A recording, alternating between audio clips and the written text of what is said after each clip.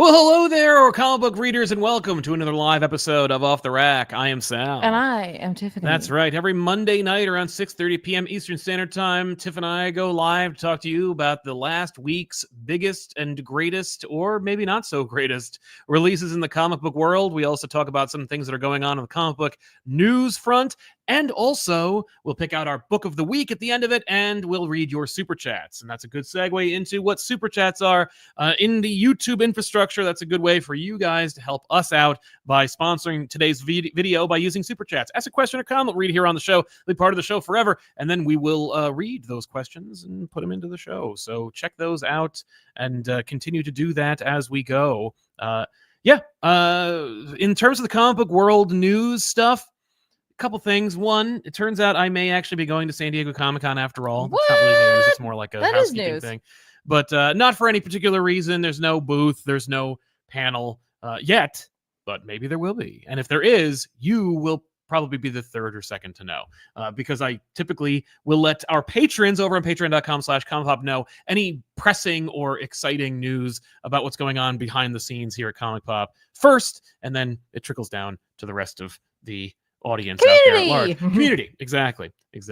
But so I'm going to be going there. Probably I won't be there Sunday. We'll see, just to save myself some coin, because I've been there 3 or 4 times now, so I know I don't need to be there on Sunday. But so that's happening. The other thing that I saw that was interesting was the ongoing quagmire that is the death of Diamond Distribution, or the lack thereof. The fact that Diamond was up for sale and that it was almost picked up by Alliance Entertainment, much to the chagrin of everybody. That apparently, after Alliance put in its bid during the bankruptcy acquisition hearing, a lot of whinging and haranguing was going on until eventually it went back to court, and Alliance withdrew their bid. So now Alliance will not be acquiring Diamond. And I'm kind of like in this weird camp where, I remember I was around during a time before Diamond was a monopoly.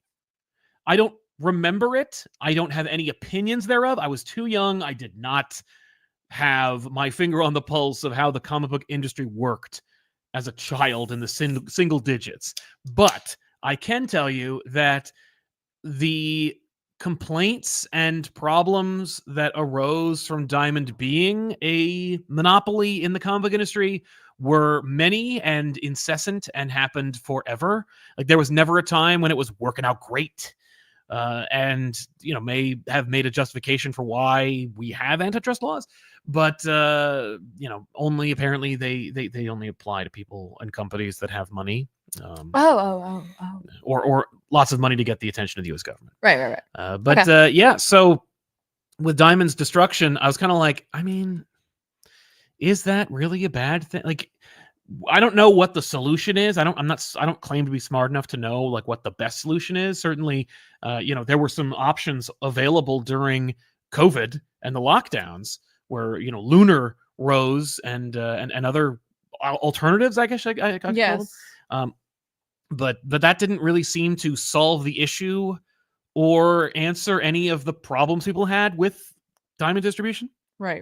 So I just think it's interesting that, like, I have not heard a good offering for an alternative to Diamond ever in my entire life. Right. Like, I've never heard a good idea. And yet I've only heard that it is a problem. And now we're in this world where the Diamond refuses to die. And I'm like, is that bad? Is that good? Can Diamond be restructured and rebuilt? At the end of the day, it is still a monopoly, though, unless it's owned, I guess, by divested corporations that maybe are also in the distribution method. But if that's the case, then they own it too. It's a real complicated problem, and I don't claim to have the solution. But that was the news, unfortunately. Unfortunately, the only really big news about comics was that I can really see was about antitrust laws, which is not exactly great content. Yeah, right, exactly. But I also found out this is a fun idea that I realized not too long ago. Actually, I got a call from a family member about this. But we could say anything about our family and no one would know on the show. Which is why I waited a good 30 seconds before I could say hey, one time my dad Don't. hurt me so bad. He dropped me on a thing and I have a scar on my forehead that will never heal. It's been there since I was I think 2. Okay, the way you phrase that sounded like it was intentional. Yeah. Knowing your father, No. it was very much No, it not. was an accident. My It dad was- is he's fists and elbows. He has no, and when I say fists, I don't mean he used them on me to, discipline me. I mean, he was an idiot and he dropped me. But yeah. Just yeah. So every episode we'll drop a little nugget about a family member because I know they'll never see it. I'm not doing that. They'll never know. I'm They'll not- never know. No, I'm not doing that. They don't watch, so they have no idea. You know who should be watching? Liquid Death's your sponsor. No. Because they're already in stores now. I want the time when more. Liquid Death was sponsoring companies was before they were already in the grocery store. I was drinking it then. You and were I drinking like it then. Anyway. But yes, if Liquid Death is interested in hearing us, we would love to drink your water. This is the sparkling water. Oh, is it? How is it? It's good. You want to try? Go for it. No. Try it out. It is actually very good. This is the squeezed to death. It's the orange one. Squeezed to death. Yeah, like oranges. It's orange. Interesting. Yeah. Give it a try.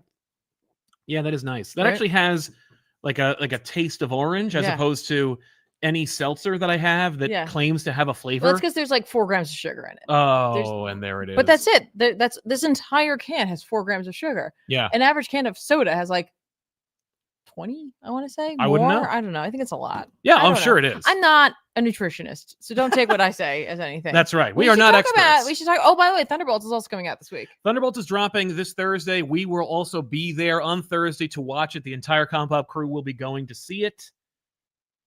What's the matter? Yes. Yeah. I might have something on Thursday. Oh, well.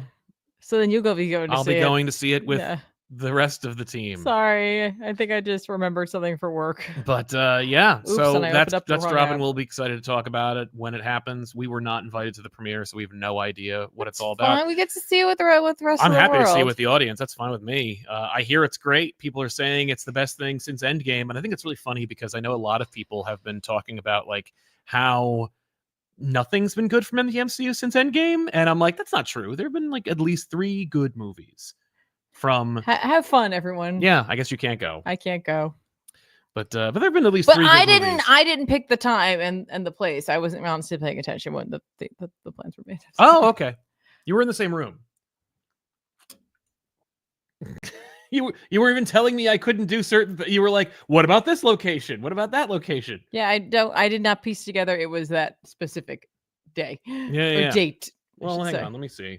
It's fine. No, it's fine. We have to do the show now. There's people here. Yeah, it's time for the show. Yeah, it's Thursday, And- 7:15. And it's the needs of the many. Mm-hmm. I am the few in this instance. Mm-hmm. I am the few. It's fine. I'll have to just guess. We'll see it another time. But also, in a fun addition to the show, we're also going to be chatting today later with Jake Williams, who's editing the IDW Godzilla series. Yeah, this is a probably good get because I think a lot of folks have a lot of questions about how Godzilla is like what is this renaissance all about? Yes. And I feel like IDW is a big force behind that. So that would be absolutely. a good conversation to have. I agree. And if anybody has any good questions to ask, No. and when I say good, I mean appropriate and relevant to the topic at hand for Mr. Williams regarding the Godzilla series, please hang on to them and feel free to unleash them on the chat as we continue.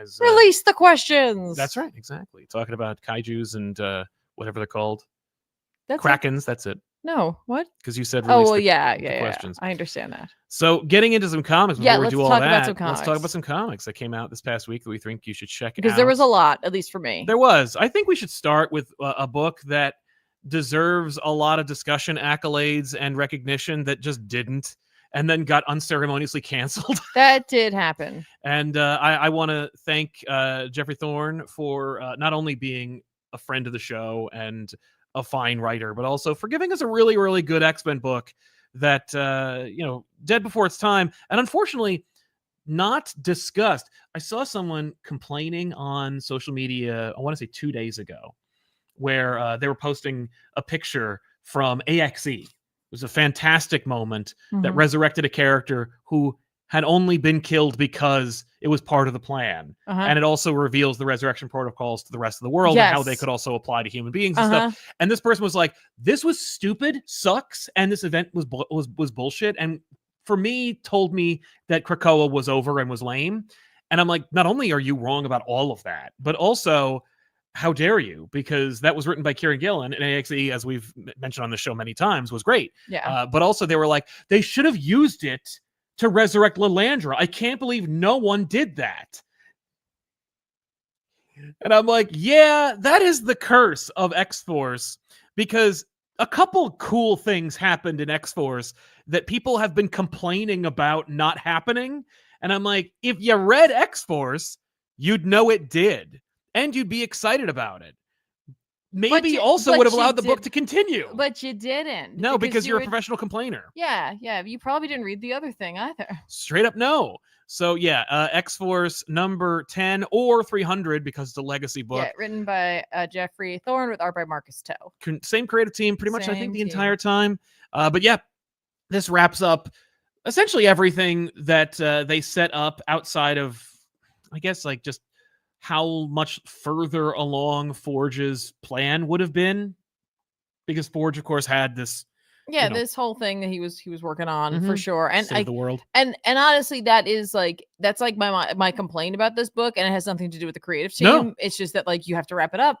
Yep, you got to wrap it up. Well, I mean, or you couldn't. You could not. You could obstinately just end the arc on a cliffhanger and then just go, well, you'll figure it out. But like, Thorne's a professional. That's not how he's going to do it. Also, all the questions that were asked were by him. So it would be only fair. Plus, because it was a legacy book, I assume they were given extra pages.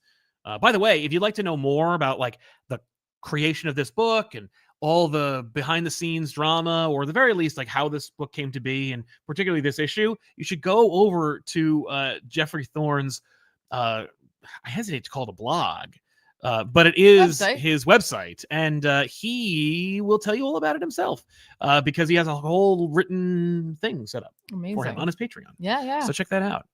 But yeah, so what'd you think?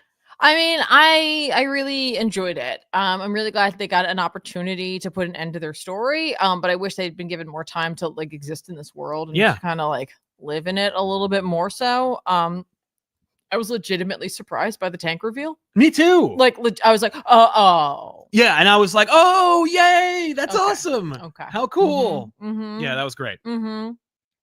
Also, I realized that, like, we get to meet the big villain at the end, and I feel like that was just like, I want to show you who it was going to be. Yeah, it would have probably taken a little longer to get there. Yeah, we would have gotten a little bit more there.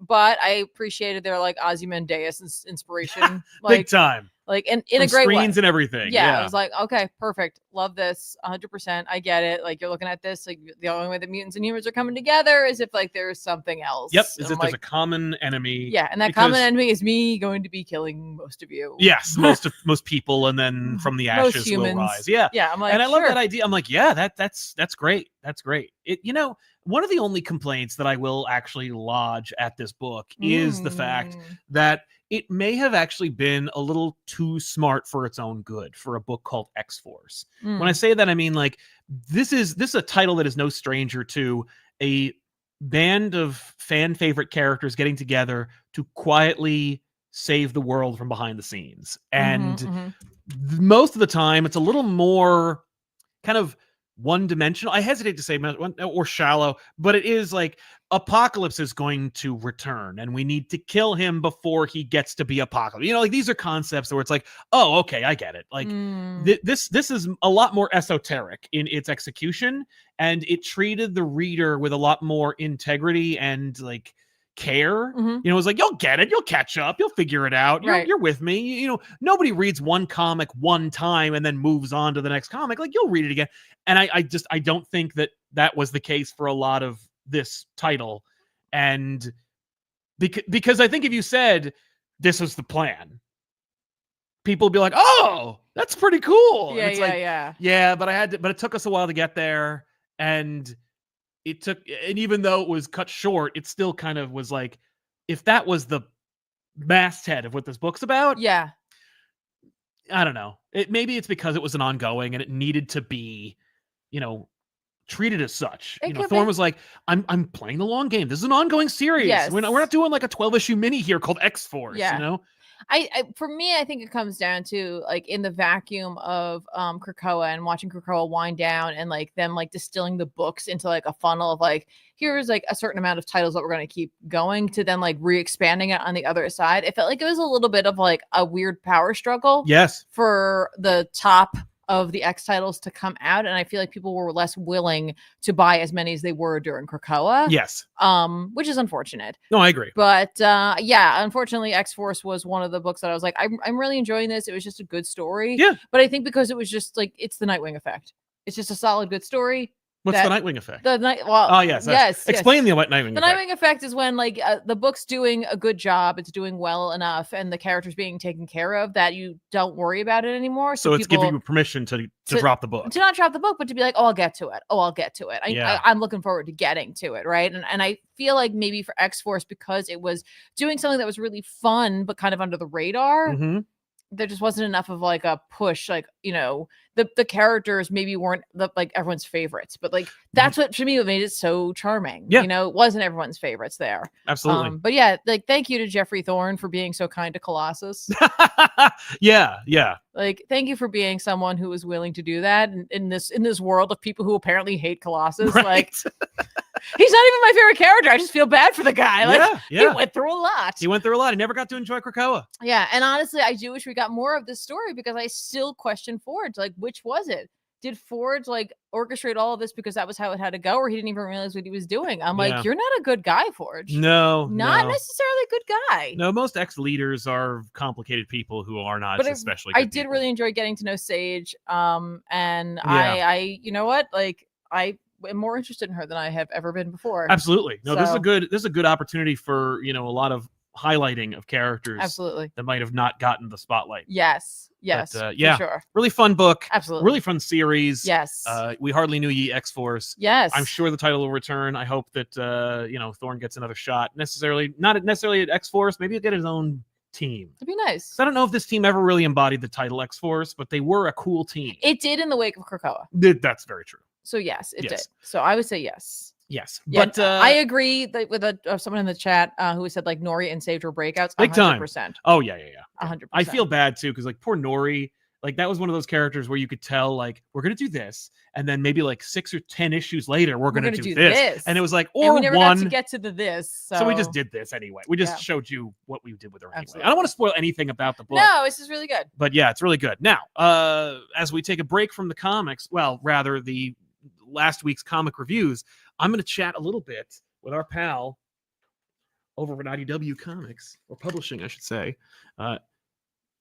Joining us from the Godzilla universe is Mr. Jake Williams. Jake, welcome to the show. Hey, what's up, Sal? Thanks for having me, man. I'm happy to be had. Thank you very much, man. I'm a lot more nervous than I was a few seconds ago now that I know I'm in the Godzilla universe. I have no idea.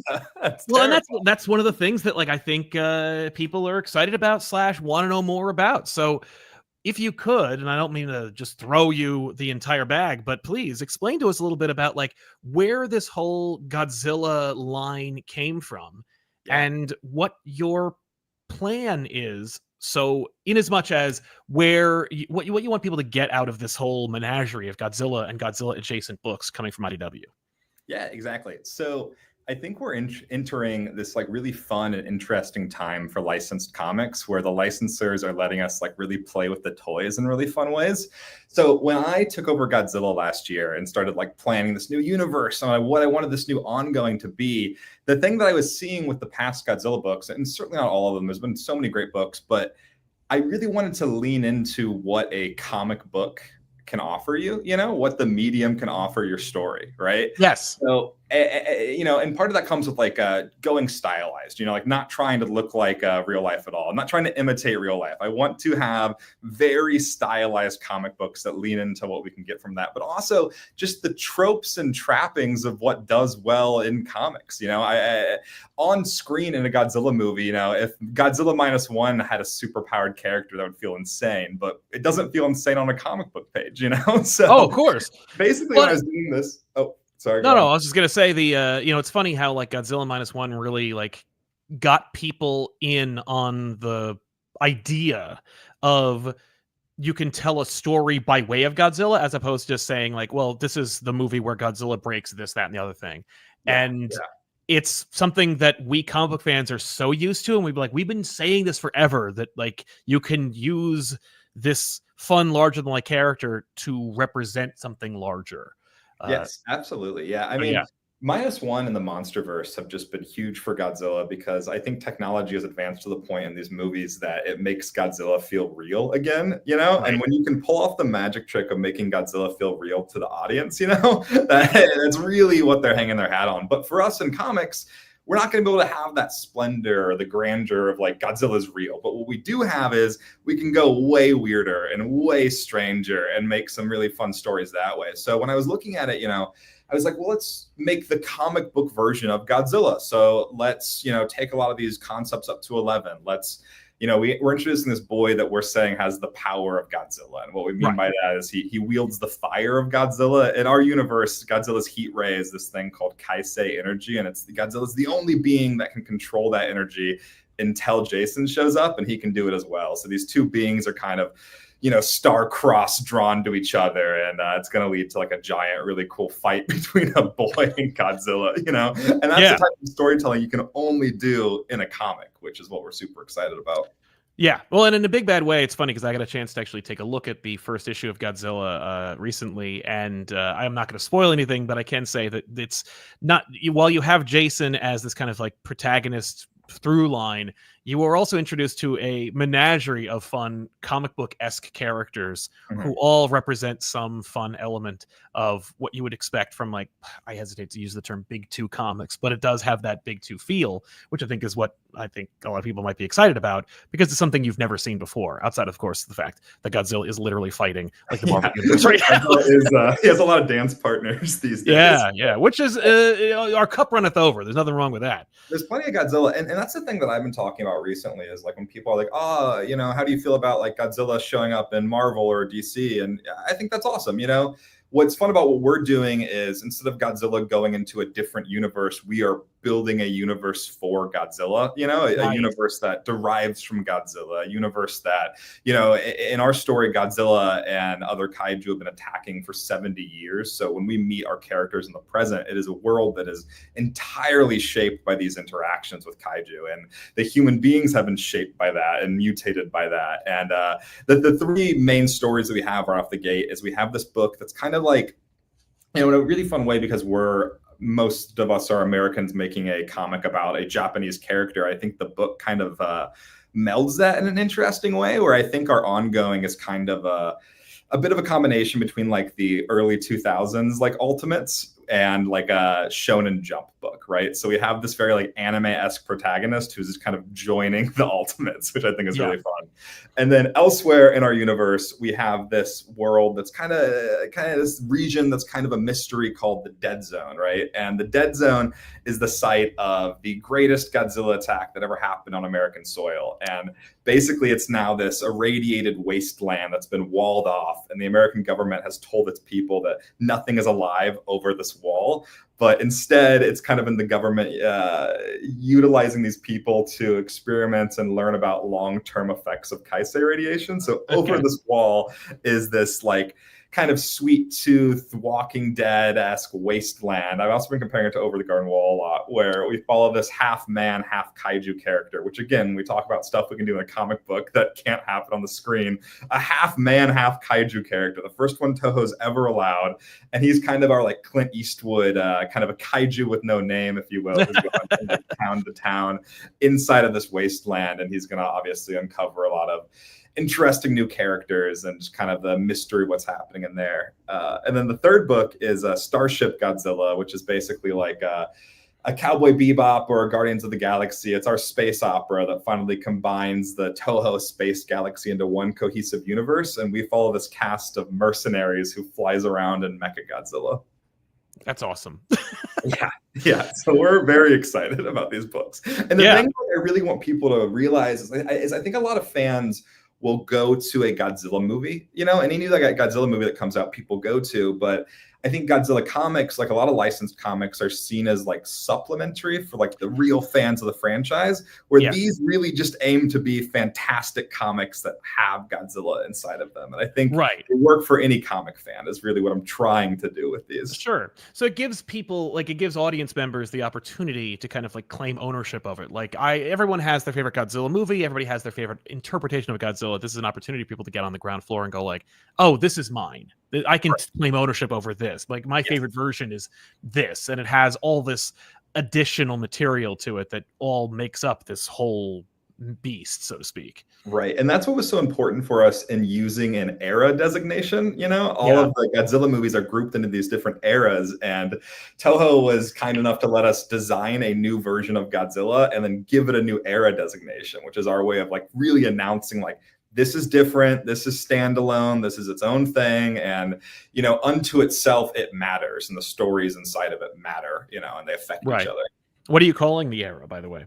The Kaisei era is the name of it. So the energy that they use, energy force in the universe, That's interesting. That actually, that reminds me of what Skybound's doing with the Energon universe and how they're kind of like this concept, this overarching idea that all these books can tap into. You mentioned earlier how you really had this like approach of having a real stylized look for the entire menagerie of books, and I couldn't help but agree, because I noticed that while each and every book under this Kaisei era line has its own very unique, very exciting style, they all have a kind of similarity to them that unifies them in some way, that makes them feel like they're all part of the same universe, which I think was a really, really smart approach when you're trying to build out a universe and show cohesion, even when they each have their own completely individual dynamic and tone. Was that intentional? Because I was starting to wonder if there were two different, honestly. So No, I think that they do embody each of their own styles, but also that you can unmistakably go like, yeah, that's part of the same universe. Like I'm down. Absolutely. Yeah, I get what you're saying with that. I think there's kind of like a certain energy to all of them. You know, they're very, they're very like, they're not cartoony, but they are like the artists are cartooning. You know, that makes sense. Well, there's a lot of energy. There's a lot of like movement dynamicism. Yes, very dynamic. They're all very dynamic. I think really fun colors on all of them. That was part of the funny thing with designing this line. Like one of the biggest things was like what the covers would look like and how we could unify the covers. You know, because I really like I'm big on covers looking unique and them being different. So like, you know, the Ultimate Universe was one of the first things I was looking at, where like the Ultimate Universe trade dress it's unified across the line, you know, then Absolute doesn't do that at all, which is such an interesting distinction to like, okay, they just put the word Absolute and that's enough for them to unify. And then Ultimate does, you know, the white stripe across all of them, and that's how they're doing it. We eventually landed, we wanted them all to have like their own flavor. So we landed on just doing, we brought like the window box back. So like we have a little window box and all of them of Godzilla kind of popping out of it, which is our like, this is the Kaisei era stamp. Yeah, I actually kind of love it. And it makes me think comics, which I think is so important nowadays. That's the whole thing. I want people to think comics, Sal. I want them to think comics. So what, if anything, can you tease? And let's talk dates. Let's talk about like when people can start getting these books and jump on the Godzilla universe, the Kaisei universe, I should say. Yeah, absolutely. So free comic book day. You can stop by our local shop. You're going to get a 10-page prologue to the universe that introduces Jason. We actually eventually decided to include that in issue 1. So issue 1 is going to be 32 pages. It's going to be the 10-page intro and then 22 additional pages. And then you're going to get a 5-page preview of both Starship Godzilla and Escape the Dead Zone. So that's coming out free comic book day, which I think is May 3rd this year, which is this Saturday. Yep, the first Saturday in May. So yeah, I believe it's a Saturday. Wow. Oh my God, I have too much to do this week. What are you guys doing for free comic book day? Are you guys doing any events that day or just pop what I like to do, and it's just it's become a tradition, is I just like to go to as many comic book stores as I can and just sample the sales. Because while I also like to sleep in on the weekends, I typically miss a lot of the books that come out on free comic book day because I roll into the shop at like a crisp noon. And by that point, a lot of books have already been claimed, hopefully by children. But I noticed that, you know, it's very popular. But I like to just hit as many comic shops as I can and just like see what the sales are and just completely destroy my credit rating. How about you? What do you like to do? For Free Comic Book Day, it's funny because I think Free Comic Book Day is awesome, and there's a lot of times that shops will do like signings and stuff they'll check out. But in general, it is a way to get people into shops. And as someone who is in multiple shops every week, it's never my biggest day of the year. But typically in LA, I mean, there's shops that'll do like cool signings and stuff. Like Golden Apple always does stuff. Arsenal does a lot of cool stuff. Legacy Comics, which is my home base, I used to work there. They do stuff. Nice. So I always stop by and I'll pick the stuff up. And especially if I hear about a sale, if there's a good sale, I mean, that's where I'm headed to right away. Oh yeah. No, my shops all love to make sure people can get what they need. Zap Comics in Wayne has a huge sale every Free Comic Book Day. But more important, like they also have one in November where it's half off everything, practically everything in the store, just a 50% off discount on everything. And that is not a healthy sale for me because it's so close to the holiday season. I'm like, and I'll drop a lot of money on this. yeah, exactly. But my shop used to do a half off sale the day after thing. So their Black Friday. Yeah, that's their Black Friday. Yeah. It's just insane. Yeah, it's so good. Incredible. Yeah, man. Well, listen, this has been fun. Jake, I really appreciate you coming by to tell folks about this world and this plan and this initiative. It's super aggressive, but in the best way possible. Like, I think because it's just like, you're not doing it halfway. You're not saying, oh, well, we're going to try this and see where we go. No, it's a slew of books that all are under the same umbrella, but all have very, very distinct styles, very different creative teams. How'd you assemble your creative teams? Yeah, so I mean, they all came from a lot of different places, right? So Tim Seeley, who's on the ongoing, is just a pro's pro in comics, right? So I knew that, this is a new universe we're doing. It's a licensed comic, but it's an entire universe. So I needed to find someone who was really willing to play ball, who A, was an incredible writer, and B, would be willing to collaborate and to really like help steer the ship was so important, especially because on some of the other titles, I wanted to bring in fresher faces, So on Escape the Dead Zone, I brought in Ethan S. Parker and Griffin Sheridan, who are now Eisner nominated, the writing duo from Kill Your Darlings. And, those two I've been hearing on podcasts for a long time. And then Kill Your Darlings comes out and it is like the exact type of comics that I want to be reading. It is just like blow your mind, put a twist every issue, like exactly what I wanted from Escape the Dead Zone. So I was I met those guys in person at Comic-Con last year, and I had them send me a pitch, and they sent me a pitch that was like 12 different great ideas. And I knew that I wanted this Dead Zone book. I knew I wanted this kind of like wandering Ronin going from town to town, eventually to grow into kind of like an episodic story where this wandering character would like meet these new characters in each space. Like this is Dead Zone is like my attempt at making a Vertigo book. It's my attempt at doing Sandman. It's my attempt at doing Sweet Tooth, where nice. We're going to keep having these little adventures as they go. So I basically responded to them and was like, these are all great. I love these ideas. Put this all into one thing, like make it one character who keeps having these adventures. So we were able to pull like at least half of those ideas and put them into this book, which has been super, super fun.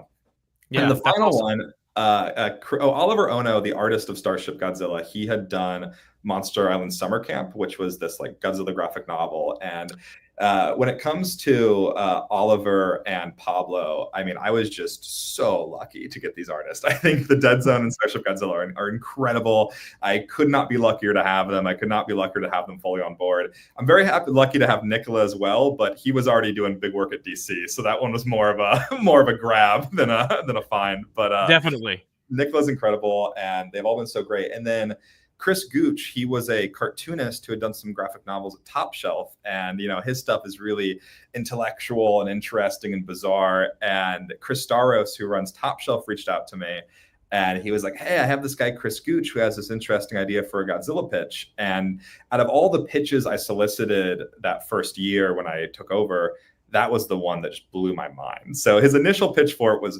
way more out there, way more bizarre. And we kept a lot of the elements, but I don't know if I can even, it's so off brand. I don't know if I can even discuss it, but I worked with him to turn it into what it is now. And could not be more excited about it. And then, you know, it's such an easy pair to bring him and Oliver Ono, with Oliver's kind of bright, kind of like 80s anime inspired look, to draw the Starship Godzilla. He's also great at drawing these kind of like extraterrestrial landscapes and mechs. So it just made perfect sense to send them off together. Pablo Tunica, I cannot remember what book I had seen him on most recently, but he has this really fun, like goopy, bizarre art style that was so perfect to bring the Dead Zone to life. So like that was a match made in heaven. And then Nicola does this insane, energetic, kind of like manga fight comic stuff. And I was like, yeah, done. You're on the ongoing. And once I had signed all three of those guys, I had like the biggest sigh of relief of all time. Because at that point, it was like, it's going to be good. Oh, it's going to be good. It's all going to be so good. You know, because our job at making comics is just to deliver excuses to have cool art, right? And once you get guys that can deliver on their level, we've done our jobs. It's going to be incredible. So exciting. Yeah. Well, folks, if you are interested in jumping on the bandwagon, go to your local comic book store this Saturday. Of course, the first Saturday of May is Free Comic Book Day. But Jake, really, really appreciate you coming on the show. Tell us more about it. Jake Williams, everybody, editor of the Godzilla line over at IDW. Really appreciate you coming on the show to chat about this. Thanks, man. Yeah, thank you so much, Sal. You know, check out the first issues. I do not think you'll be let down. So thank you, guys. Appreciate it. Of course. Anytime, man. Take care. Thank you. And there you have it, everybody. That was Jake Williams over at IDW, and we are just taking a little bit of time to expose the audience to this brand new line of Godzilla series that I don't think you'll be disappointed by. I myself read at least 2 different books, and that's all I'll say. I'll just say that I read them, they're dope, and we'll talk about them more on the show. But yeah, so we're going to welcome now to the show my lovely and talented co-host, if not the host of this show. Sorry. Tiffany, welcome to the show. Thanks. I was playing Hades. I thought I had a pretty good thing going. I'm thinking I don't. It's fine. Oh, okay. That's how it goes. That's how it goes. Well, I guess I'll talk really, really quick about Superman: The Last Days of Lex Luthor #3. Oh, yeah. From Mark Waid and Brian Hitch. Please do. This is, let me just get that there, the final issue. Okay. So if you're interested in a Black Label Superman book, this is the book for you. It's really, really good. It's well written. It reads like a graphic novel. And Brian Hitch's art is, again, spectacular. It's as good as it used to be, and continued to be a phenomenal book. Only 3 issues. Superman Lex Luthor battling more or less to the death against Brainiac. It's a great series. And this 3rd issue was fantastic. It's a real shame that the first issue debuted like 3 years before the 2nd issue. Sure.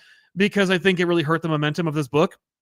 And it feels like they kind of just shotgunned it out to get it out there so that it could be now in hardcover so it would sell better. I am sad to hear that, or at the very least, I'm sad to speculate that. I can't say that I heard it. I don't actually know how and why they made the decisions they made. But this is a good book. And while I don't think it'll be anyone's favorite Superman book, it certainly will make lists from here on out. Sure. Okay. So if you haven't already checked out Last Days of Lex Luthor, it's only a 3-issue miniseries, and now it's over. Fantastic. How about you, Tiffany? What did you read? Yeah, what didn't I read? I know you had 9 books. Can we just shotgun a couple? I think we should. Fast? Absolutely. Yes, please. Do a couple quickly. That maybe like I was excited to read, but like I don't have a ton to say about it. Yeah, just like I read them, I enjoyed them. Moving on. Yeah, that's literally. Let's do that. Green Lantern Dark came out this week. This is the 4th issue of it. Written by Tate Bromble with art by Werther Del Edera. Mm-hmm. I like this is the kind of book that I feel badly about like not talking about enough. Yeah. You know what I mean? Like in my brain, it was like a one shot when I thought it was first over. Came out, but it's not. It's ongoing, and it's it's so interesting because it's an Elseworlds book, right? We've wanted this. We wanted like really competently written Elseworld style books, and here it is. It has all the trappings of it. It's just great looking art, creepy looking art. DC characters that like you are like familiar faces in new spaces kind of things, right? Where it's like it's a Green Lantern, but kind of. And like Batman's there, not really. Sure. And like it's kind of Beast Boy, but no, because it's different. Because Elseworlds. And it's like an apocalyptic world. And I really am enjoying this book. And I think folks are not paying much attention to it because it's kind of quiet. Yes. It's kind of quiet book. Which it needs not be. In this day and age, in the 90s, you could put out a bunch of books and just kind of let the audience grow from it. But like, listen, this is what you're missing out on. Look at this art. Yeah, there's no other book on the stands that looks like this. I have to share that with you. Like, look at this art. The whole book looks like that. The whole book looks like that. The whole book looks like that. Green Lantern Dark. What issue were we on? 4. So, pick up the series. Yeah, heck yeah. It's probably still on the shelf at your comic book store. Right. Real quick, I flipped through Bug Wars. You did. Jason Aaron, Mahmoud Asrar, man. The Conan team. And it continues to be that. It's insane because I don't understand why I keep reading this book. And it's because it's the Conan team. It's the Conan team, and it's gorgeous, and it's about bugs, and it's wild, and the son of Jim has returned, and like it's stuff like that. It's very tongue in cheek. Mm-hmm. It's like tongue in cheek Conan, but also with like big stakes, but also not. I don't know. It's an enigma. This book is an enigma. And that's fine. I'm happy with it. It's still good. It's good. Yeah. Okay. Well, I'm glad. It's good, and it's wild, and it's weird, and it's yes. Wild and weird. Wild and weird. That's what this book is. It's wild and it's weird. Tiffany from ComicPop. Yeah. Make a Netflix animated series over this one about this. I'm sure they'd love to do it. I would love to see this. I think people would be like way into it. Yeah. For sure. And then the last one I'm going to shotgun before I get into like a little more meatier reviews. Hey, how come no one told me, chat? How come no one told me that Cy Spurrier was writing a Witcher book? Because he did, and it came out. It's The Witcher, the Bear, and the Butterfly. It's a 4-part mini. They do a lot of those when it comes to the Witcher stories. It's like, here's a Witcher story. It's written by Cy Spurrier with art by Stephen Green. And it's great. Yeah. I remember you talking about it. You were like, oh my God, I can't believe that Cy Spurrier's doing a Witcher book. 9 times out of 10, I will randomly pick up Witcher stuff. I'm not like the world's greatest Witcher fan. No, and yet you played the games. You've watched the show. I kind of played the games. And you kind of watched the show. You watched the first season. I definitely watched the first season because I was desperately wrapping holiday gifts. Yes. And I was like, I think I need to be up for 24 hours, so now I'm going to watch all of The Witcher. I'm going to shotgun the whole show. That's what I'm going to do. And so sometimes I'll just tap in and be like, what's going on? Because I like this world. I like diving in for a couple of like adventures. But then you found out Cy Spurrier's writing it, and you were like, oh, what? So if you missed that, folks, go get it because it's really fun. It's just Cy Spurrier writing The Witcher. It's a really it's a good fit. Yeah. Like he's a good fit for this world. Like Cy is a really good fit, got a great voice. He's telling a very interesting story. I really don't know which way we're going with this. Sure. I honestly have no idea, and I'm going to not guess. Yeah. I'm going to not Stephen guess. Green's art is really good too. The art's really matches the tone. It's good. It works really well. Mm-hmm. It's really fun. I would like to make a book that looks like that. That's great. Yeah. Right. I really like the art quite a bit. Good stuff. Yeah. So it's only 4 issues. So and this is the first one. You only missed the first one. If you want to go grab it, I say go grab it. But yeah, Cy Spurrier. Yeah. Doing it up. Let's go. All right. Is that anything? Is that all of the shotgunning? Those are the shotguns. All right, that's fair. Well, I guess. I mean, I still have plenty more to talk I about. know. You do. Well, I guess we could talk a little bit about Martian Manhunter or Martian Mind Effer. This is, of course, the one of the new Absolute books. Yep, by Dennis Camp and Javier Rodriguez. Yes. This is probably Camp's best work. Okay, fair. It's so well executed. And I think, the reality is Javier Rodriguez is doing a lot of work. Yes. Carrying this book. Like his shoulders must be exhausted. Yeah. But Camp shouldn't be excluded from the accolades because I think this is arguably one of Dennis Camp's best written works. Mm-hmm. Okay. The blend of writing and art is, I would argue, flawless in its execution. It is doing a brilliant job of trickling the story to you and getting you the premise without hitting you with too much information, but also without withholding too much. It's just enough to get you baited and excited, or at least intrigued by what's happening. Little adventure story kind of in this, couched alongside the larger mystery. Just a really smart movie. We show how the telepathy system works and how John might be able to use that to his advantage or his job. And I don't know. What are your thoughts? So we're gonna have a little exercise here, chat. And the exercise is to accept the fact that I think this is a really well-made book. Yes. To know that I know that in my heart. Right. All right, here we go. Because like last time we talked about this book, I was like, I'm gonna hold my judgment on it because I want to read another one before I make a call totally on it, right? And like, here's the thing. I honestly do think it's a good book. Yes. Like I think it has something to say. Yep. And I feel like right now this is not a book I'm looking for. No. Like at all. and I need you to understand that just because a book is good doesn't mean I'm here for it. Because the fact is, it's like we have said this time and time again on this channel that sometimes a book will hit you at a right moment in your life. Mm-hmm. And sometimes a book won't. It'll bounce off of you, right? And it'll find you later on or something like that. This is just not a story I'm looking for right now whatsoever. Right. Yeah. And it's funny because it's like, I read a lot of stuff that's dark and dismal, and I'm just not looking for it right now because this world has no joy. That's right. There is no joy. And I'm not looking for it. Mm-hmm. I do read a lot of worlds that have that, and like 9 times out of 10 it's because I've chosen to enter into that world. Absolutely. Right. But this, I'm just like, there's like, when we look at the thoughts in that small selection of people, it is so bleak. Like it's very bleak. And this is my one criticism. It's like trying maybe a little hard to be a Vertigo book. Well, it's not, because that's absolute. We have Vertigo. But like trying to be a little like that. Oh yeah. But it's just like, I understand that could be very true of humanity, but there was no glimmer. There wasn't even something mundane. Right. Within it. It was all just horrible and miserable. And that's fine. Like, again, that's what they're looking to say with this book. And I still think it's competently written. I still think it's really well executed.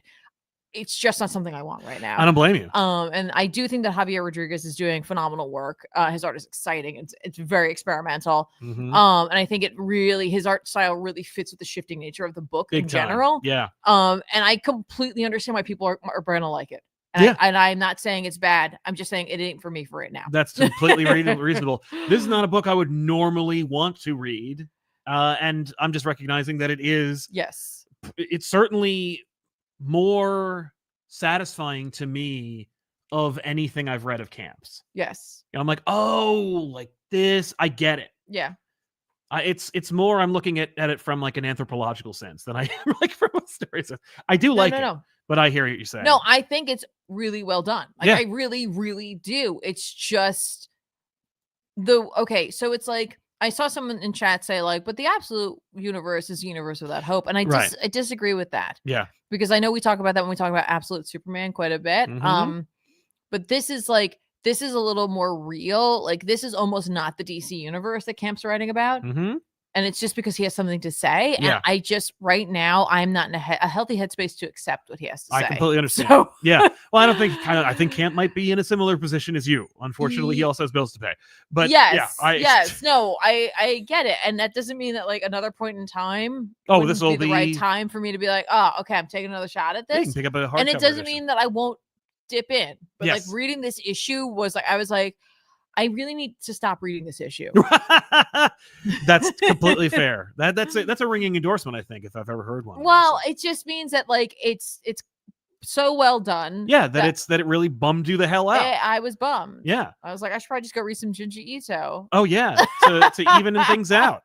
Well, in a world that is not terribly bumtastic, I read Superman number 25 from Joshua Williamson and company. This includes Dan Mora, Jamal Campbell, and Eddie Barrows.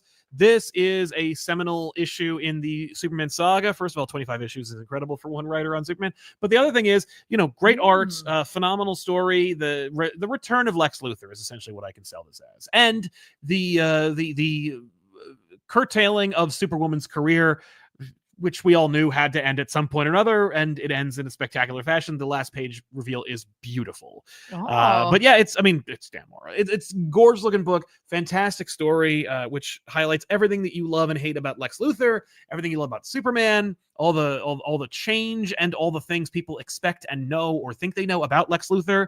You can't tell Joshua Williamson likes Lex Luthor. But yeah, it's a great springboard into the summer of Superman. Sure. And just sells this whole world and what Josh has been doing, and yet feels like a culmination of what he's been doing while also feeling like a fresh start.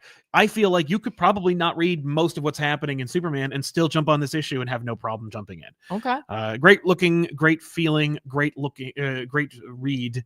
Superman's a fantastic series. All So right. definitely check that out if you haven't already. Amazing. Let's see here. You want to talk about something else? Yeah, like let's do it. Black Panther? Yeah, let's talk about Black Panther. A book that never lets you down. Yeah, Ultimate Black Panther, number 15, written by Brian Hill with art by Stefano Caselli. I freaking love this book. Yep. And it just feels okay. Reading this book feels like binging a live action series that they will never make. I mean, that's what they have. That's what they sold people when they were making this. That's what this is. Every issue is like, I'm like, oh my gosh, yes, just like next episode, next episode, and the book is like, but it's over. But it's over. You have to wait another like half month or whatever. I'm like, but why? But give it to me. I know I've said this before. I'm going to say it again. I'm going to say it like every time. I feel like some folks wanted more Black Panther action throughout the books, but I think the mixture we've gotten makes the action sequences hit a lot harder when they do happen. They're happening. And you're like, whoa. Pun intended. Watching like in this issue, like watching T'Challa and Aurora deal with other nations and not have them know what Wakanda is really fun and frustrating. Like, Wakanda's been hidden away, and then T'Challa rolls up and he's like, I'm sorry, you are trying to convince me that you are like a representative of like a secret African nation. Like, are you kidding me? And he's like, king. And he's like, okay, sure. Yeah. Sure. It's like, yes, we set this up earlier by having Killmonger talk about like how Wakanda's been hidden away, right? Yeah. And so now we get to see the ramifications of that. Right. And I'm like, great. Right, that's a consequence of being a secret city. Like, he'll tee that up perfectly. Yeah. And it asks a question that people never ask, because they take it for granted, because you're living in like a storied Marvel universe that's been going on for like 90 years. Yes. Or like you like in a more idealist version of it where it's just like, well, yeah, Wakanda reveals itself and everyone's like, oh, okay, cool. I guess we'll invite them to I won't bomb more meetings then, right? As opposed to now we're like, I don't believe you. So yeah, like everything in this book is really like revealing itself in a really fun and intentional manner. And the last page reveal of this issue in particular, I just did not see coming. I did not see coming whatsoever. And honestly, I am wondering if other folks had the same thought I did, which it feels like Stargate, and I'm here for it. Yes. I watched Stargate SG-1. Yeah, you were a big SG-1 fan. I was kind of. You watched all of it. I watched some of it. You didn't watch Atlantis or anything. No, and I don't even think I actually watched the whole series. There came a point where I was just like, I don't care about this anymore. Yeah, well, that makes sense. I am over this. I'm for sure over it. But yeah, like I don't know what else to say to you all. Like I keep buying it. I still think folks are sleeping on this book for sure. I think regardless of the overall Ultimate Universe, like and where this fits in, I think the story is strong all on its own. Yes, and I'm really glad I've kept up with it. Like this is I've never read more Black Panther than I have with this story. True. And like Hill's characters are just compelling. They're compelling and they're interesting. And I just like, I want to see this come to life. Like I am here for every twist and turn that Hill is giving us. And like, I'm really loving the pacing on it. He somehow managed to keep the cast fairly small. Right. And when it's a book about a country. Yeah. Yes. That's impressive. And we like leave some characters behind them. Oh, they show. And then they come back and you're like, oh, I remember that character. What's going on here? That's cool. So I'm very excited. I'm very excited for the future of this book. And I hope that Hill gets to, finish it out in the time that he would like to. Yeah. Well, we both read Absolute Wonder Woman, and let me tell you something. If there is a fantastic book on this list, Absolute Wonder Woman is definitely one of them. Yeah. MFG, Kelly Thompson, and Mattia De Luis. This book is great and also is gorgeous. I love Hayden Sherman's work. I think it's fantastic. I would not say no to another Wonder Woman book by De Luis. I think it's De Luis. De Luis? Yeah, I think it's ILU. Oh, you or Euless. I don't know how. Like, I don't know. I am not very good at pronunciation. But let me tell you something. Who gives a crap? Because this book is so good. So it's present tense flashback story. Wonder Woman is still dealing with Hades, and also we get some backstory that explains how Wonder Woman's able to ultimately defeat him, and we get some insight into some other characters that are associated with that pantheon. Take it away. Oh, thank you. First, I want to say this issue is a perfect distillation, I think, of Thompson's Wonder Woman, what she's all about. Whether it be like the relationship with Cersei, learning the use of her mind, the use of magic, the guts, the power, the strength, the violence, and the respect with that violence. This is the issue. This is the issue. I was like, in my head, I was like, people could just read this and know what's going on. I was like, probably not. No, but you will read it forever. But you will fall in love with the book and read it. 100%. I'm legitimately mad at myself that I didn't even think of Persephone showing up in the last issue. Like, I was like, yeah, sure, we'll get Hades. I just didn't expect us to see. I'll move over. I just didn't expect us to see others as well, like other members of the Pantheon. But obviously Persephone's going to show up, and maybe that's why I'm playing Hades right now. It's just because like of their gorgeous designs for these characters. It makes me think of that, like hyper stylized. I guess it also makes me think of lore, but it's definitely their own thing, and it's stunning and spectacular. But yeah, like what a perfect and smart solution to the situation that Diana is put in is to bring Persephone out. Like, also, yes, just like I said last time, I was hoping we were going to get the actual like Lady and the Tiger story, and we did. We get it in here, and it's like, here it is. Also, Persephone. Also, yeah, you didn't see me putting this together, but here it is, and it's amazing. And like, well, how do we get her out of hell like forever? Oh, we're gonna do this, and but the Hades thinks he's gonna get one over on her, but he's not. because Cersei figured it out along with like Hecate, and Persephone's a part of this. Persephone's like, yeah, I'm gonna get one over on you too, you jerk. He's just like, yeah, all right, fine, yeah, you picked the right one, but now you can't see your mom anymore ever again. And it's like, nah, Persephone gave me one of the pomegranate seeds. So unless you want to actually like just destroy that deal, right? Because we could do that. We could do that. I'd be happy to. Oh, no? Okay, cool. So, haha, I win. So, I love this. This is also like a ticking time bomb now. Like, there's like a time bomb over there. Oh, we've set up a new villain for Wonder Woman. Yes. Which is great. Yes. Also, the fact that like, it's like, there's like, Hades is going to come back. Also, there's like a full month where she has to go away. Yeah. So great. If you aren't already, you should be reading this book. Yeah. It's easily the best book from Absolute. Okay, so yes, and real quick about the art. Oh, please. It's freaking gorgeous. Gorgeous. And I really like these like gorgeous human moments that are like with these gorgeous character designs and like spectacular action. But like there are just moments between Cersei and like little Diana. Oh my god. And they're just so perfect. Yeah. It's just perfect. Yeah. And like when Cersei's crying because like she's gonna make god. oh my god. Yeah. Oh my god. I know. Like for real? Yeah. Yes, thank you. Yeah, no, absolute Wonder Woman is head and shoulders over all the other Absolute books. Oh yeah, and there's no dud. There's never been a miss. I know. And not to be outdone, there's the Dustin Nguyen backup, the backups, Little Diana, which are so cute, backups, so adorable. fun. I'm so glad that Kelly. This is clearly Kelly Thompson's idea. Like she was like, oh, and I can't resist. I have to do a cute little like Sunday funnies kind of version of this at the end. Thank you for that. I'm reminded of the beautiful and fun Trinity backups in the Wonder Woman book from the main DC Prime universe. But so delightful, so fun, and awesome all around. If you aren't reading this book, I don't know how to help you. So well, it's like I do think that Absolute has something for it's everybody. Like, it's like the Krakoa of it really, but actually a little bit more manageable because there's only a handful of books. But like so, it's like for me, this is top tier.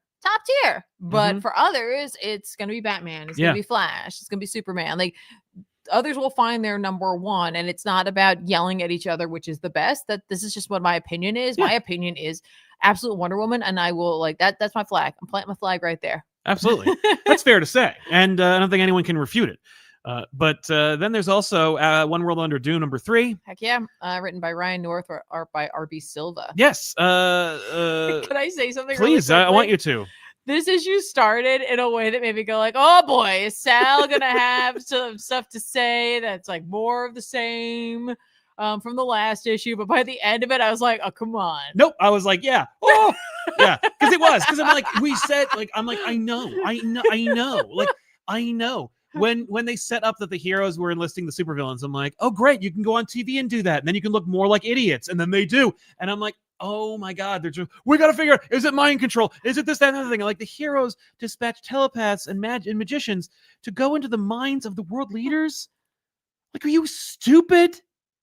You're just gonna look like a bunch of like monsters. Yeah, but they don't know that happened. But how could you not know? No, but like if it came out, yeah. The world was turned into the House of M because like one person told Scarlet Witch that she didn't have kids. Like, are you like Spider-Man destroyed an entire city block and he's like persona non grata. You know what I mean? Like, yeah. Give me a break. But no, it turns out people are like fickle and desperate. And I'm like, yeah.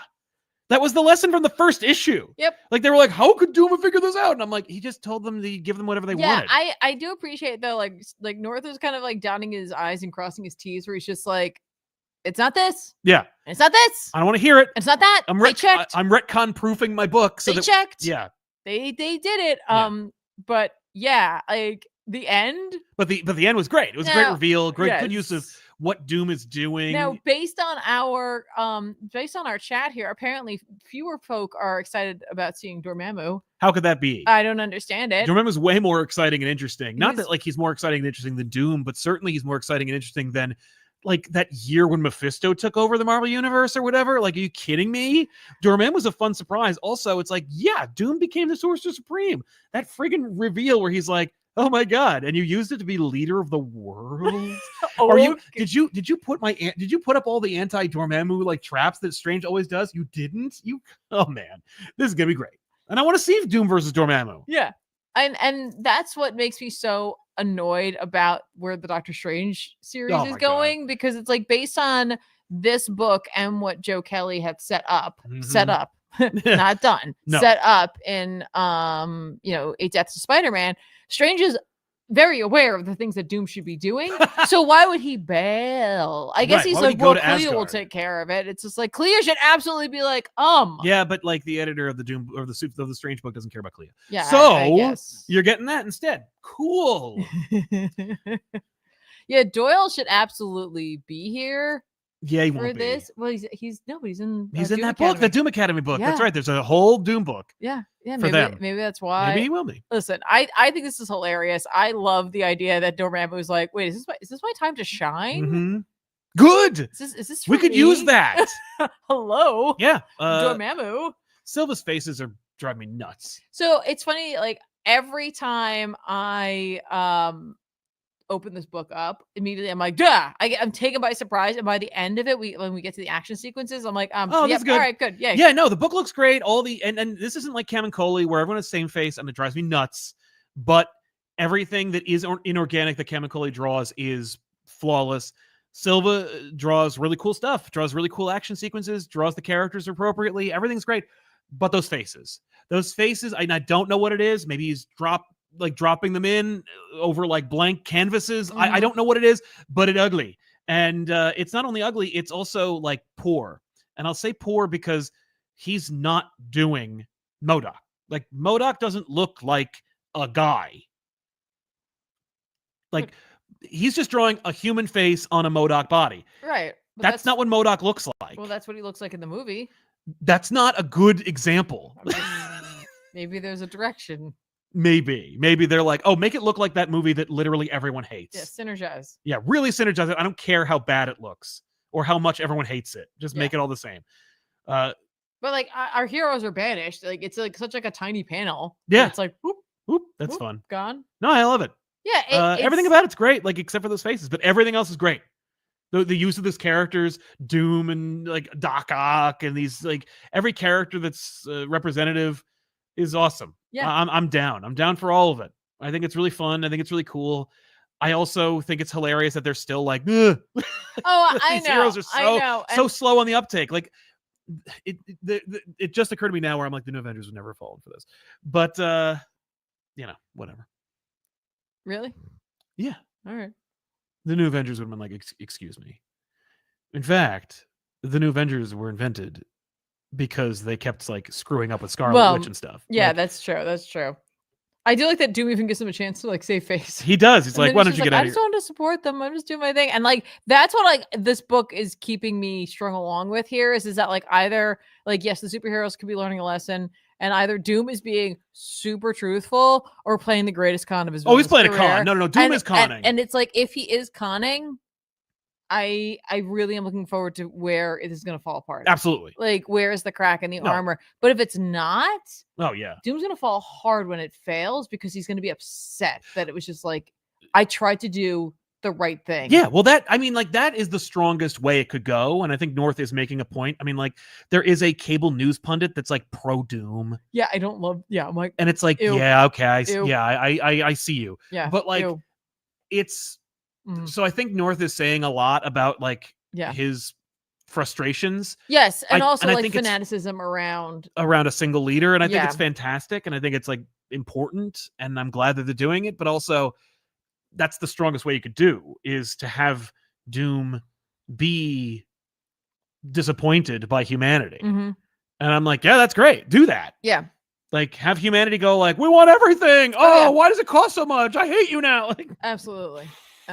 No, I'm looking forward to seeing the like Dormammu Doom thing because the fact is it's like I do trust that Doom is aware.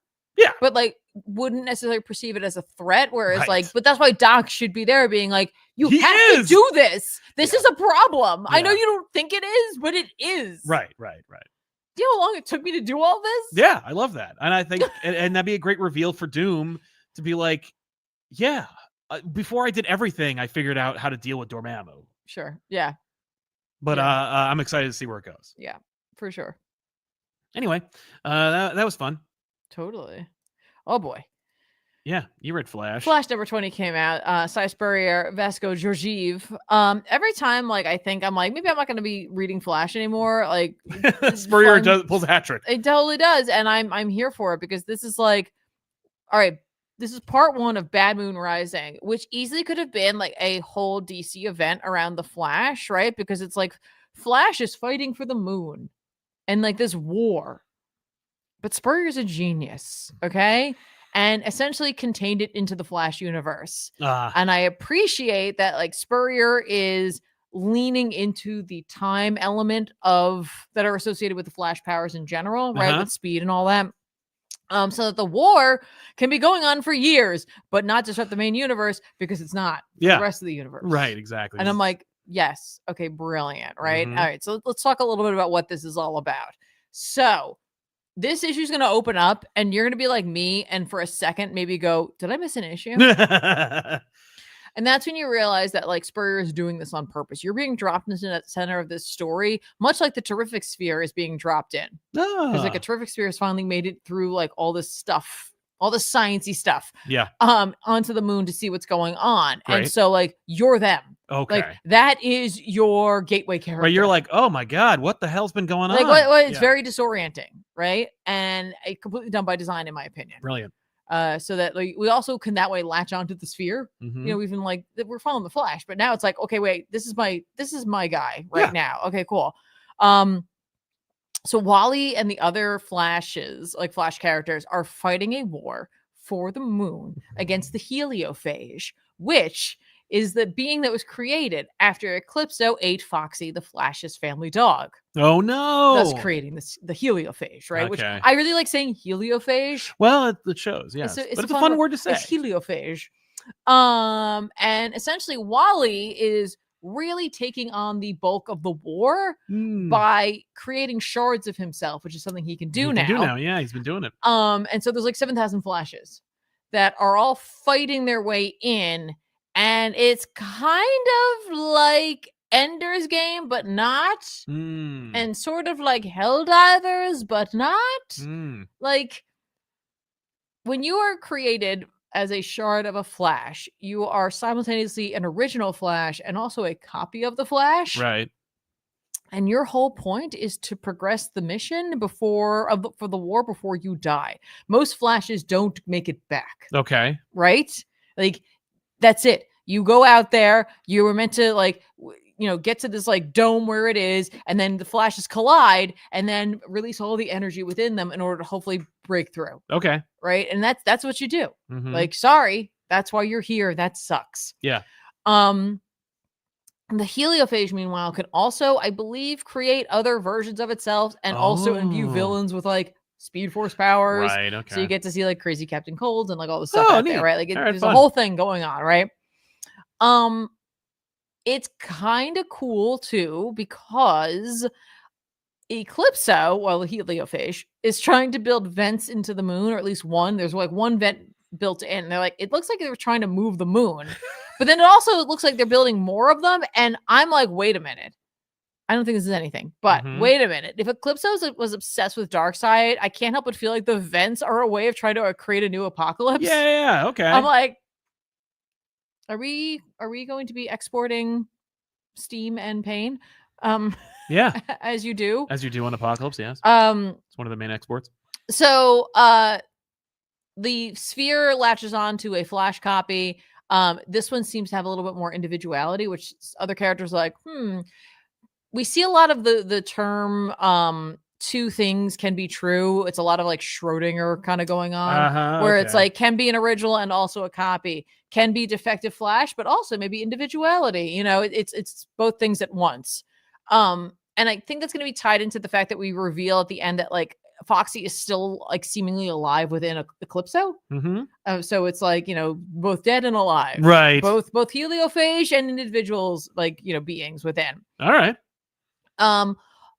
So at first I was definitely very lost in this issue. Sure. But realizing that that's what Spurrier wanted I really appreciated it even more. I was like, yes, I like this like feeling of like, I just got dropped into a war. What is happening? Right. Yeah.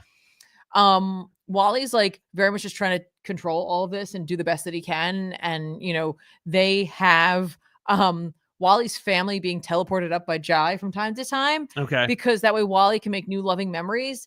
Because when he creates the copies, then those memories are transferred and the Flashes will fight to save them. It's wild. This is a wild time happening in the Flash book right now. Yeah. So Georgie's art is perfect. It's amazing. And it's so fun to see a super colorful war. Like, it's not something I'd expect, but I'm really enjoying it because it's like Flash and it's like, you know, like just really colorful. Great. It's just a lot happening. And, I'm kind of enjoying it. Well, I'm glad that it's still working out for you. Yeah, for sure. Yeah. Well, how about Amazing Spider-Man #2 from Joe Kelly and Pepe Larraz? Yeah. We see Pete, you know, at his job. So Pete was hit with that same problem that affected the Rhino. He's seeing hallucinations. Those hallucinations are meant to advance his heart rate until he has a heart attack, but he's Spider-Man, so he's able to circumvent them, but not without consequences. He's like blacking out essentially, and he's just like on autopilot and then flashing back in, and eventually he tears up an entire city block. He's messing up his job opportunities. He's causing massive issues, and he hates the car Kia. Yeah, he does. Kia brand cars. That's right. Apparently, he had a real problem with that one. But yeah, he's rescued by a character that isn't Reed Richards, and no reason for that. But instead, it's Norman Osborn, because we're establishing that Norman Osborn is like, you know, a regular member of the Spider-Man supporting cast, implying more than I think we did in the previous run. You know, we're doing something with this, and we're building up the fact that Norman will probably become the Green Goblin again. Right. We're also seeing, the reveal of the Temple Guardian. I mean, it's clear the villain is Hobgoblin, but like, who's the big villain that Spider-Man can really fight that Joe Kelly invented? Well, how about Itsy Bitsy from the Spider-Man Deadpool book? That's right. That was in continuity, and Joe Kelly is cementing that as part of his run. So yeah, Itsy Bitsy shows back up, a hodgepodge of both Deadpool and Spider-Man's personalities into a new character. Weird that, but also not, because that's what like writers do. They go like, well, what did I do before? And then they go, here you go. Although I'm surprised to see there was a character that they invented, I think it was Christos Gage, for a Spider-Man X-Men miniseries that came out like forever ago. Yeah. They invented a whole character, and we've never seen them again.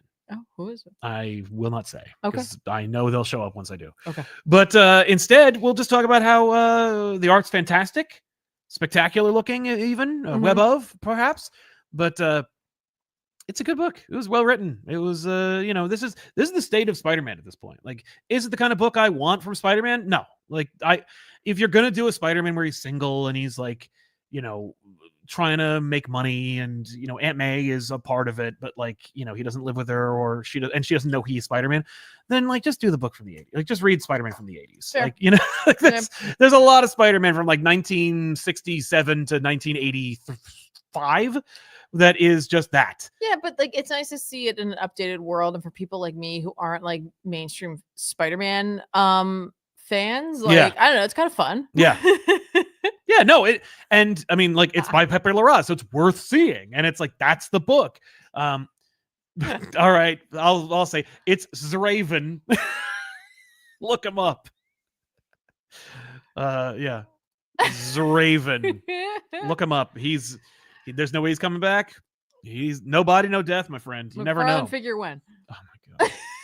He doesn't do those, but after losing the DC license, who knows? So I'm saying that's where you start. Well, it depends on who owns him, because like we know now officially, there's no Cardiac Marvel Legends figure because it'd have to pay Larson. Oh. So write your congressman, people. If I can get if I can get a Puma figure, I should have a Cardiac figure. And so, tell the good people at Marvel to pay Larson whatever it costs you to Cardiac. But also, Zraven, I don't know if Gage has to get paid for that. But okay. Anyway. Yeah, I mean, like it is what it is. We're getting these flashbacks of like Peter was a piece of shit when he was a kid for like a hot minute.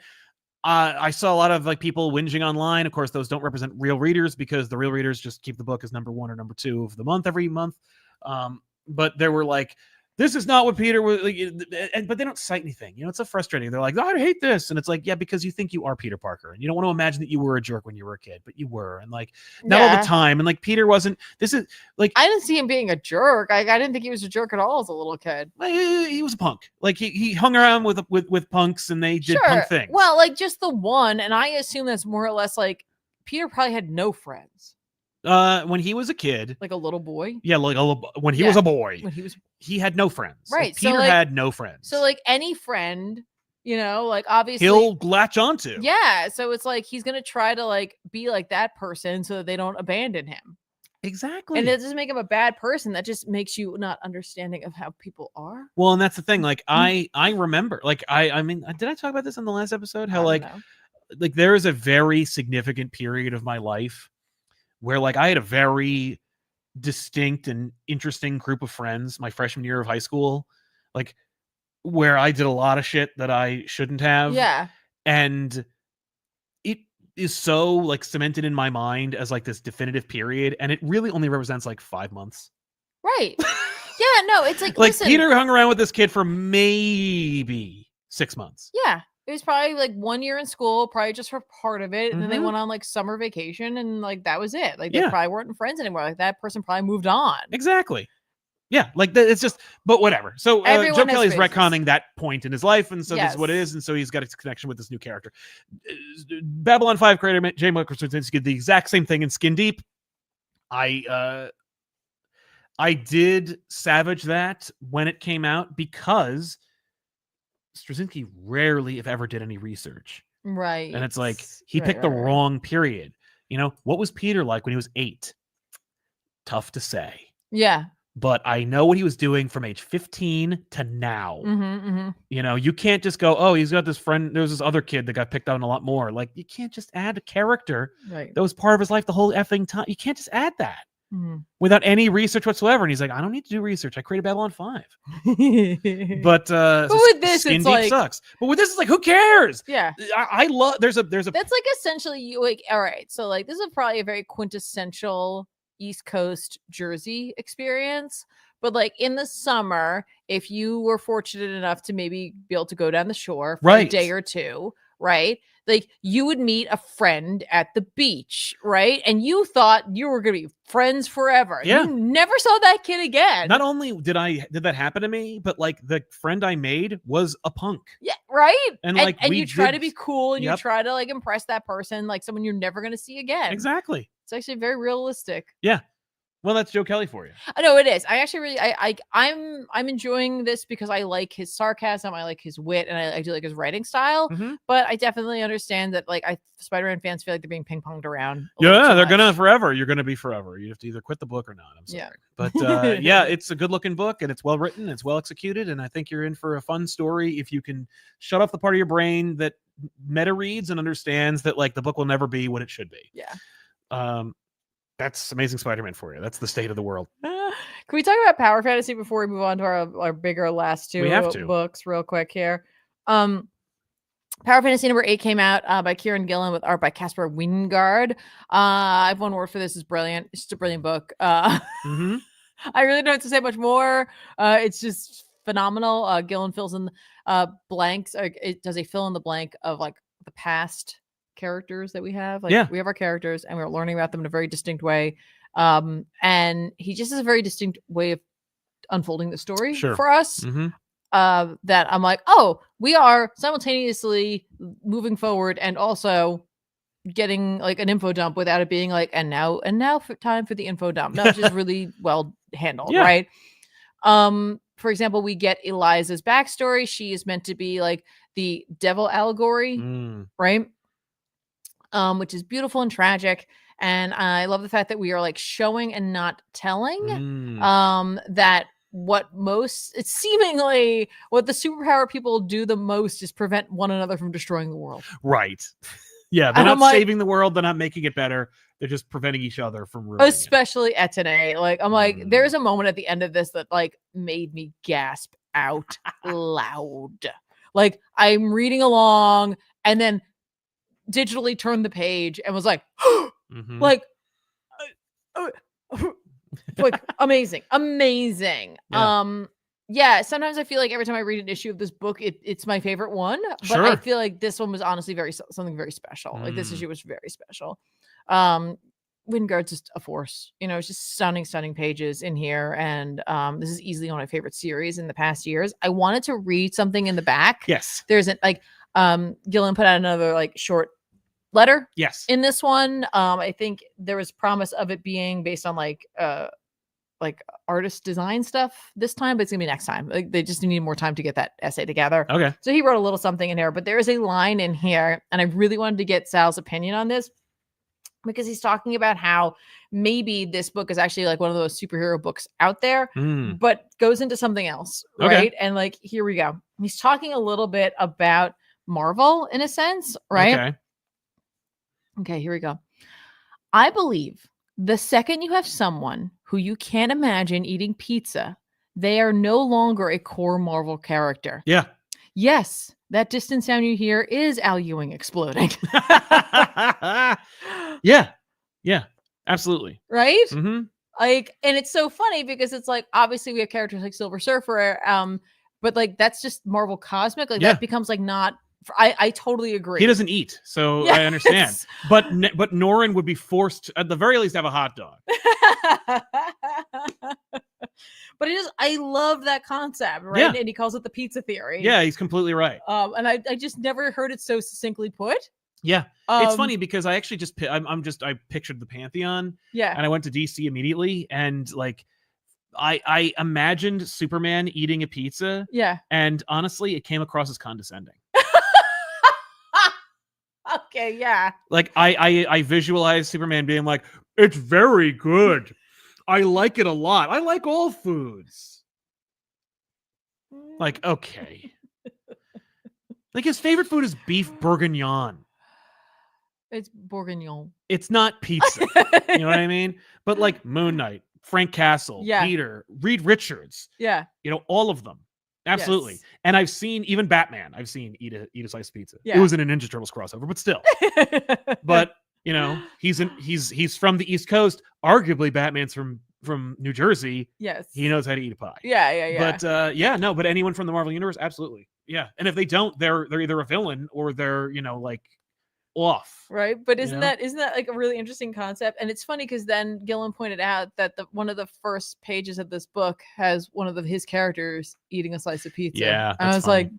Like, it's like, I still want to do stuff over there. I still have things to say. Yeah. But I love that bit in the back there. And like, that's the thing about this book that's great too, is that if you're reading this book and you're not getting an opportunity to go back and read some of the letters from Gillen, do it. It's just so insightful. And it's really just great to get to know him as a creative, but also as a person who lives in a different arena when it comes to comics, right? Yeah. And like, he's being open and honest, and he's not there to like be, critical, and he's not there to like talk everything up. He's just reflecting on things. Yeah. And it really gives you, the reader, insight into some of his works and maybe some other works out there too. Yeah. But yeah, that pizza thing, being from Jersey, I just was like, immediately I was like, oh my gosh. Yeah. Yes. How did this Brit understand that?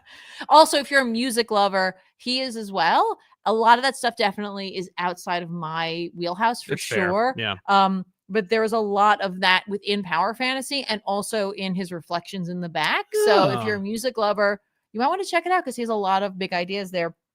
Also, there's a new book coming out by his wife, I believe. Okay. And they're also doing a primer for that too. I love the idea of Gillen being a force in creating primers for image books or for books in general to get them out there in the world. I think that's really cool. Yeah. But yeah, Power Fantasy, this is an important book. Like, all books are important to someone, and all books have a story to tell. But some books come along and you just can feel that they're just resonating on like a different frequency. Yeah. And that's what this one's doing. That's right. And now for our book of the week, Predator versus Spider-Man from Benjamin Percy and Marcela Ferreira. I'm kidding. This is a long time coming. Predator versus Spider-Man, Ben Percy, same dude who wrote the last two Predator versus Marvel characters, and the writer of the upcoming Predator Kills the Marvel Universe book. I just saw Benjamin Percy on social media today. Oh, okay. Clarify a few points, and that's nothing is more apparent than if you read them. But he had to clarify when he wrote Predator versus Wolverine, and he said this on this channel. So if you haven't already watched it, you should check out my interview with Benjamin Percy where we talk all about Youches. But he mentioned that he wrote Predator versus Wolverine as though it were in continuity. But as he continued to be tapped to do more, he ended up putting them all in a kind of microverse. Sure. So Predator versus any Marvel character is not in continuity. Right. Wolverine could be, but isn't. It's part of the Benjamin Percy Predator Youchiverse. Sure. I know what you thought of this for sure. So tell everybody what you thought of it. Oh, I thought it was great. I wrote one word. I'll tell you. Yes, go ahead. No, go ahead. I want. Oh, it's like Batman versus Predator. Like it is the Spider-Man equivalent of Batman versus Predator, and it's phenomenal. The art's great. Marcela Ferreira is like really crushing it. Like, gives you a gritty, dirty Marvel style, like modern Marvel style, but still grounded and fun depiction of the Marvel universe and Spider-Man and the Predator. Spider-Man's a little wonky, but like everything is fantastic, and I don't care. I'm just like, I get it. People want to put their stamp on it. The Predator looks great. He's his own version of a Predator. Every Predator has to look distinct for some reason now. They never have to look the same, which I completely vehemently disagree with, but whatever, moving on. They don't like come out of a mold. Well, they all did. Predator 1 and Predator 2 look exactly the same. The Predator and all the Batman Predators look the same. They look the same in the comic books. They look the same. That's what they look like, but it doesn't matter. I understand. We're not in that world anymore. I understand nobody's going to do that. And I have to get it. I have to be on board, because then I have to hate, like, Predators and Prey and Badlands and that cartoon. Like, and our cup runneth over when it comes to Predator stuff right now. We're getting a brand new live action Predator movie this time. We're getting a brand new Predator anthology animated series. We're getting a Predator versus Marvel Universe and a Predator versus Spider-Man. You kidding me? Predator time, Youches. But this one, he skins them and takes a little souvenir, which I'm like, yep, this is great. I'm loving it. It's just awesome. It's a little mystery for Peter. This Predator is like horrifying and scary and like distinct enough to be his own kind of Predator. And and yet you think in a city of 8 million people, maybe someone else might aid Spider-Man in his quest to fight the Youcha, and they do. There is a character that shows up that might help Spider-Man out. Yes. Reluctantly, Yes. though he might. Yes. And what would that be? Oh, that's the one word I wrote. My entire review for this was Craven. Yeah, this is a backdoor Craven book.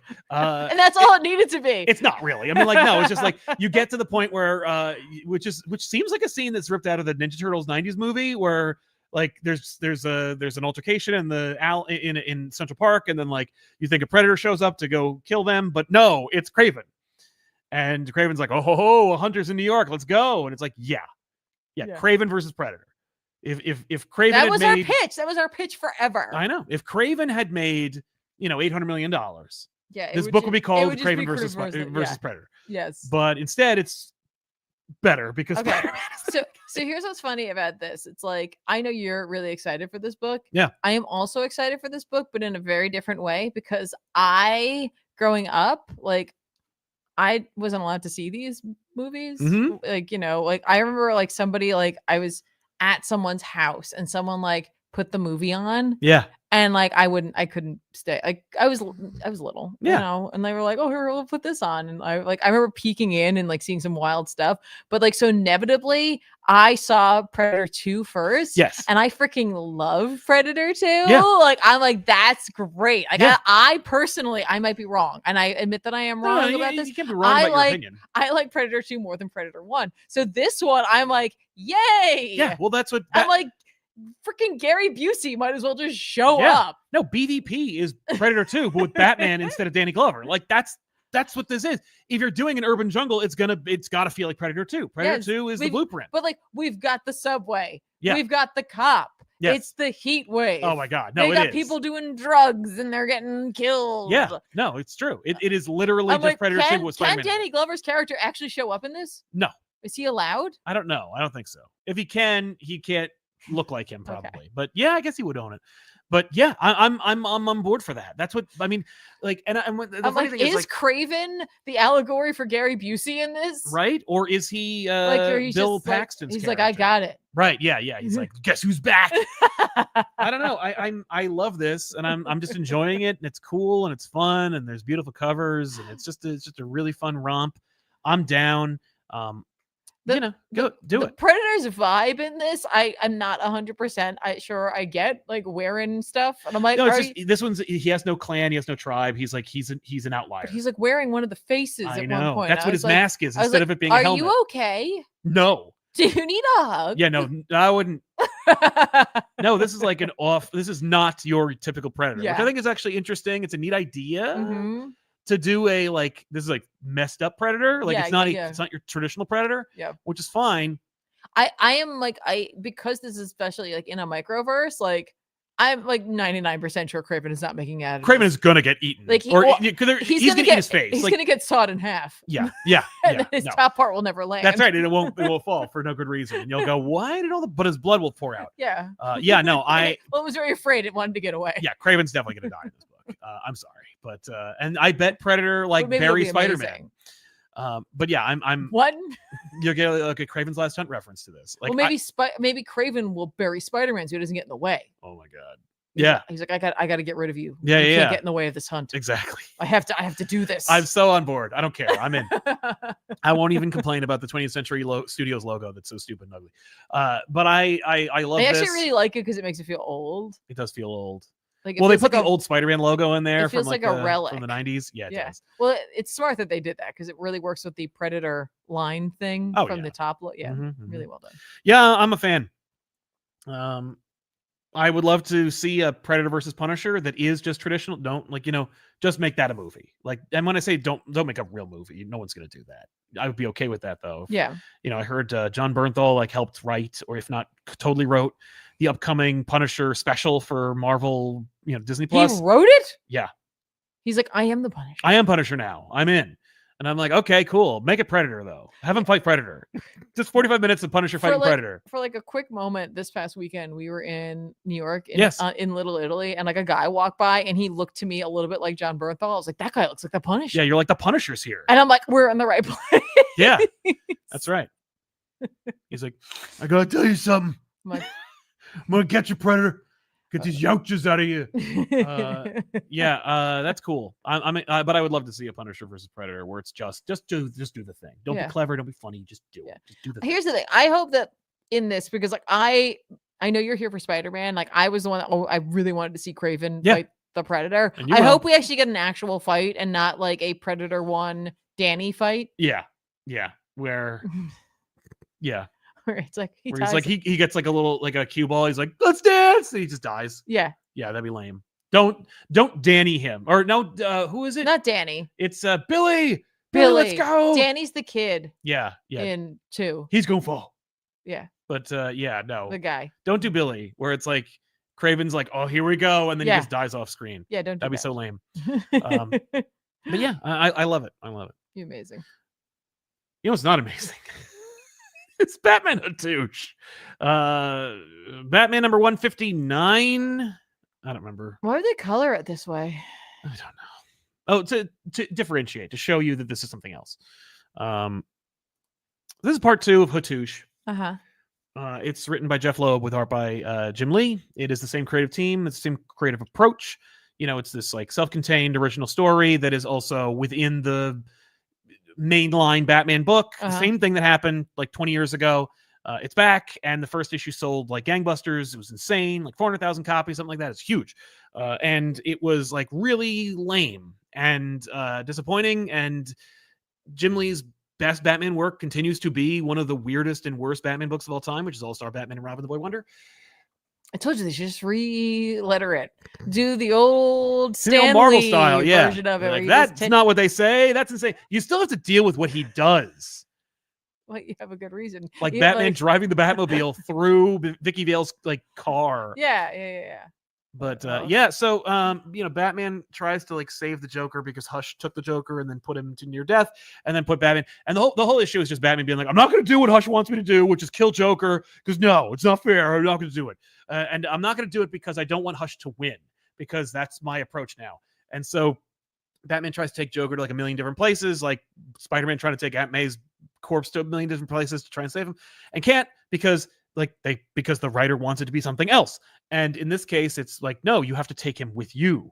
And so Leslie Tompkins helps like stabilize Joker, and then he has to take Joker to his lair. So Batman takes Joker to the cave. Why? And because he's the only person who could save him, because he won't take him to Tommy and he won't take him to Gotham Central or wherever. So he takes him to the cave, and then Jason's there, and he's like, you got to kill him or I'm going to kill him, because like Jeff Johns before me, I haven't read any books with Jason Todd in them over the last 20 years. So here we go.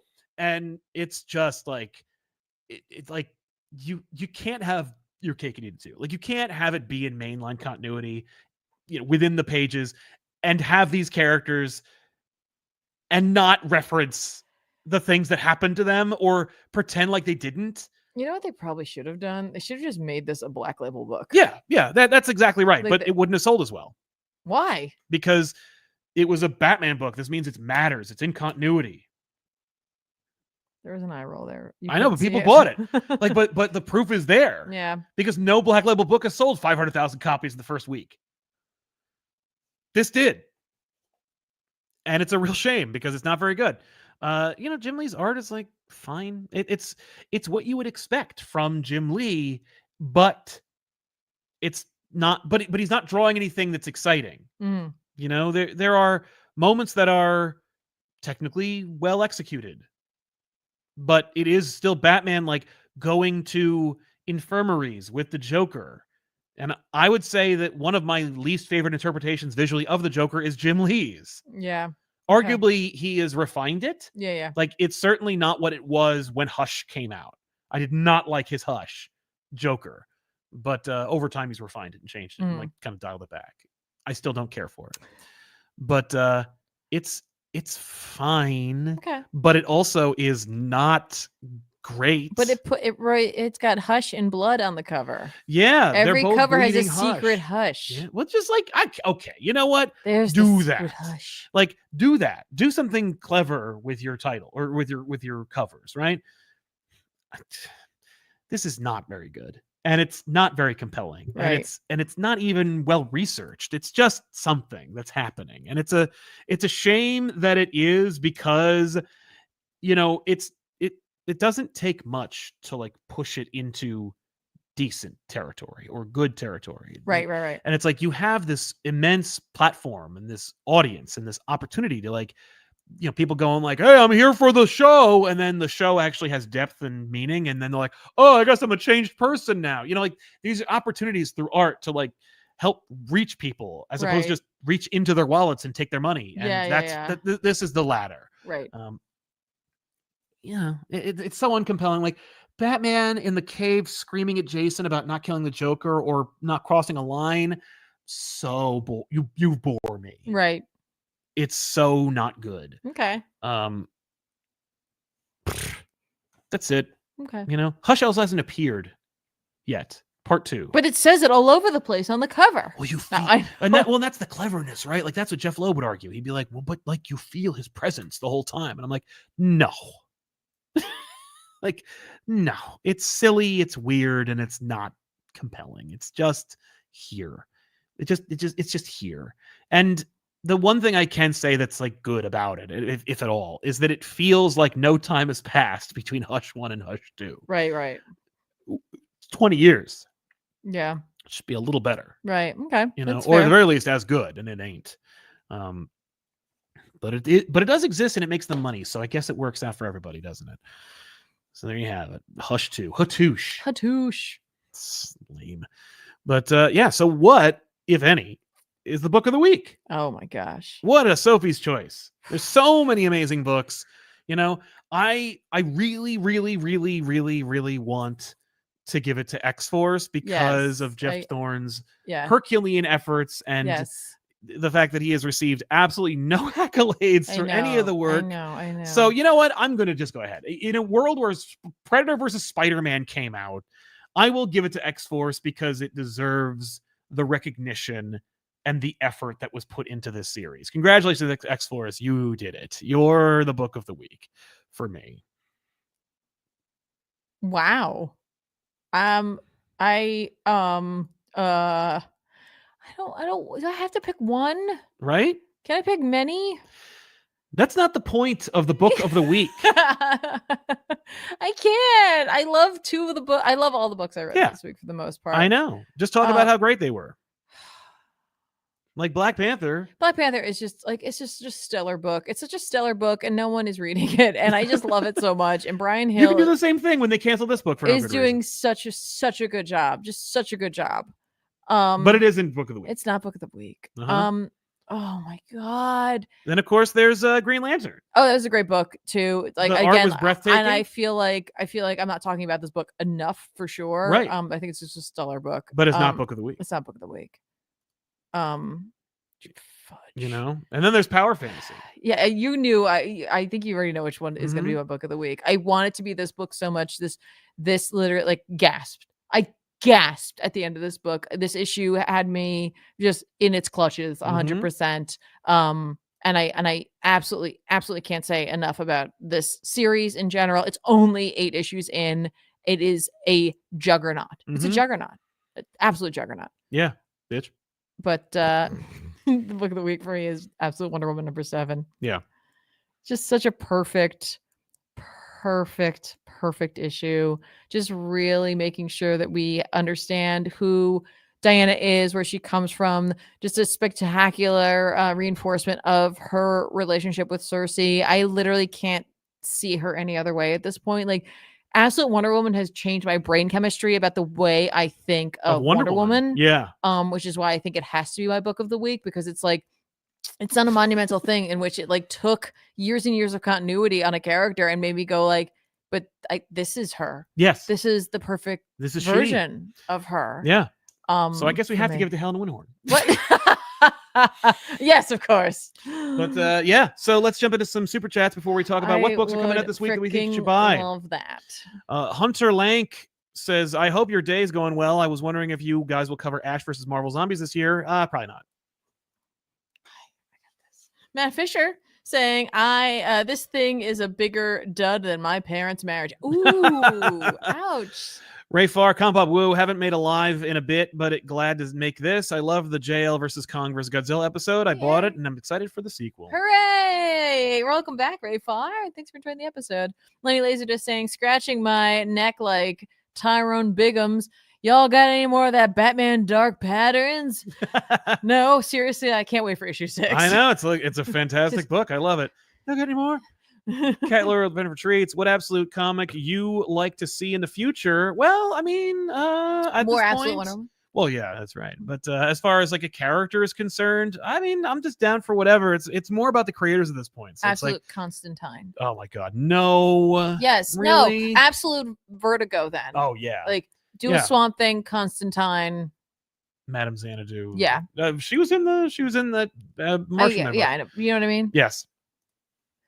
Somber Shadow 001 saying, been reading Josh Williamson's Superman, and I gotta say, you may be the Man of Steel, but you're not the Man of Tomorrow. I am. Goes unnecessarily hard. Love you guys as always. That's right. That's a line from the most recent Superman number 25. Folks, if you like that line, or you think that Lex Luthor has been woefully underutilized, this is the issue for you. But yeah, man, I agree. Thank you, Somber. Hulkzilla, the interview with Jake was great. Love me some Godzilla, and the more out of the box ideas, the better. I agree. Thanks, Hulkzilla. I'm surprised that you were a fan of that idea, given your name. Thank you. Bear Farmer says, met a guy at work today and named Al. Asked him if he'd ever heard of Spawn, and he looked at me with a face that said, I thought I was the only one. LMAO. That's great. Now you can be like, Al. Love Amazing. that. Matt Fisher, whoops. Thanks very much. Bear Farmer, Absolute Manhunter, took me from psychedelic ET-esque alien to The Mask, but he's a Martian. I kind of love it. The whole identity of the book feels so new. Yeah. Totally I don't fair. think he is a Martian. I don't think so either. I think he's just a conduit. Yeah. But maybe he is. I don't know. Because then there's the white Martian implication, but yeah. Bear Farmer goes on to say, hey guys, not sure what's going on with Wood. Seems like every book is Avengers, let's attack him. One World Under Doom. Says Avengers, let's attack him. Didn't work. FF, let's attack him. Didn't work. Avengers, I've got it. Let's attack him. At what point does this story happen? I think soon. I think I really do think that that North was presenting his receipts. Yes. Yeah. He had receipts. Yeah. But it is frustrating. I will admit. Whack J. Halen? That's a guess on my part. Sounds good. Hey guys, thanks for reigniting my love of comics. Anytime, just watched DDBA with my girlfriend. She knows nothing of nerd culture, and she loved it so much that she's now reading Miller's Daredevil run. Thanks for the great output of content. Anytime, man. Thank you. I'm so glad Daredevil that Born she Again. Born Again is arguably a perfect comic book. So I'm glad you guys enjoyed that episode. Hopefully she's enjoying the comic. Yes. If she likes it, you should check out the Innocenti run. It's a little weird. I'm wondering if they watched the Disney Plus series. No, you said the episode. Just watched Daredevil Born Again. Oh yeah. Maybe it's the show. Yeah. Well, you should watch the episode too. Unpheasant11 says, I hope the Predator is in Spider-Man is in SP is an illusion by Mysterio, since MJ was reading A Streetcar Named Desire. It's all about lies and illusion. Oh. No, it's definitely Predator.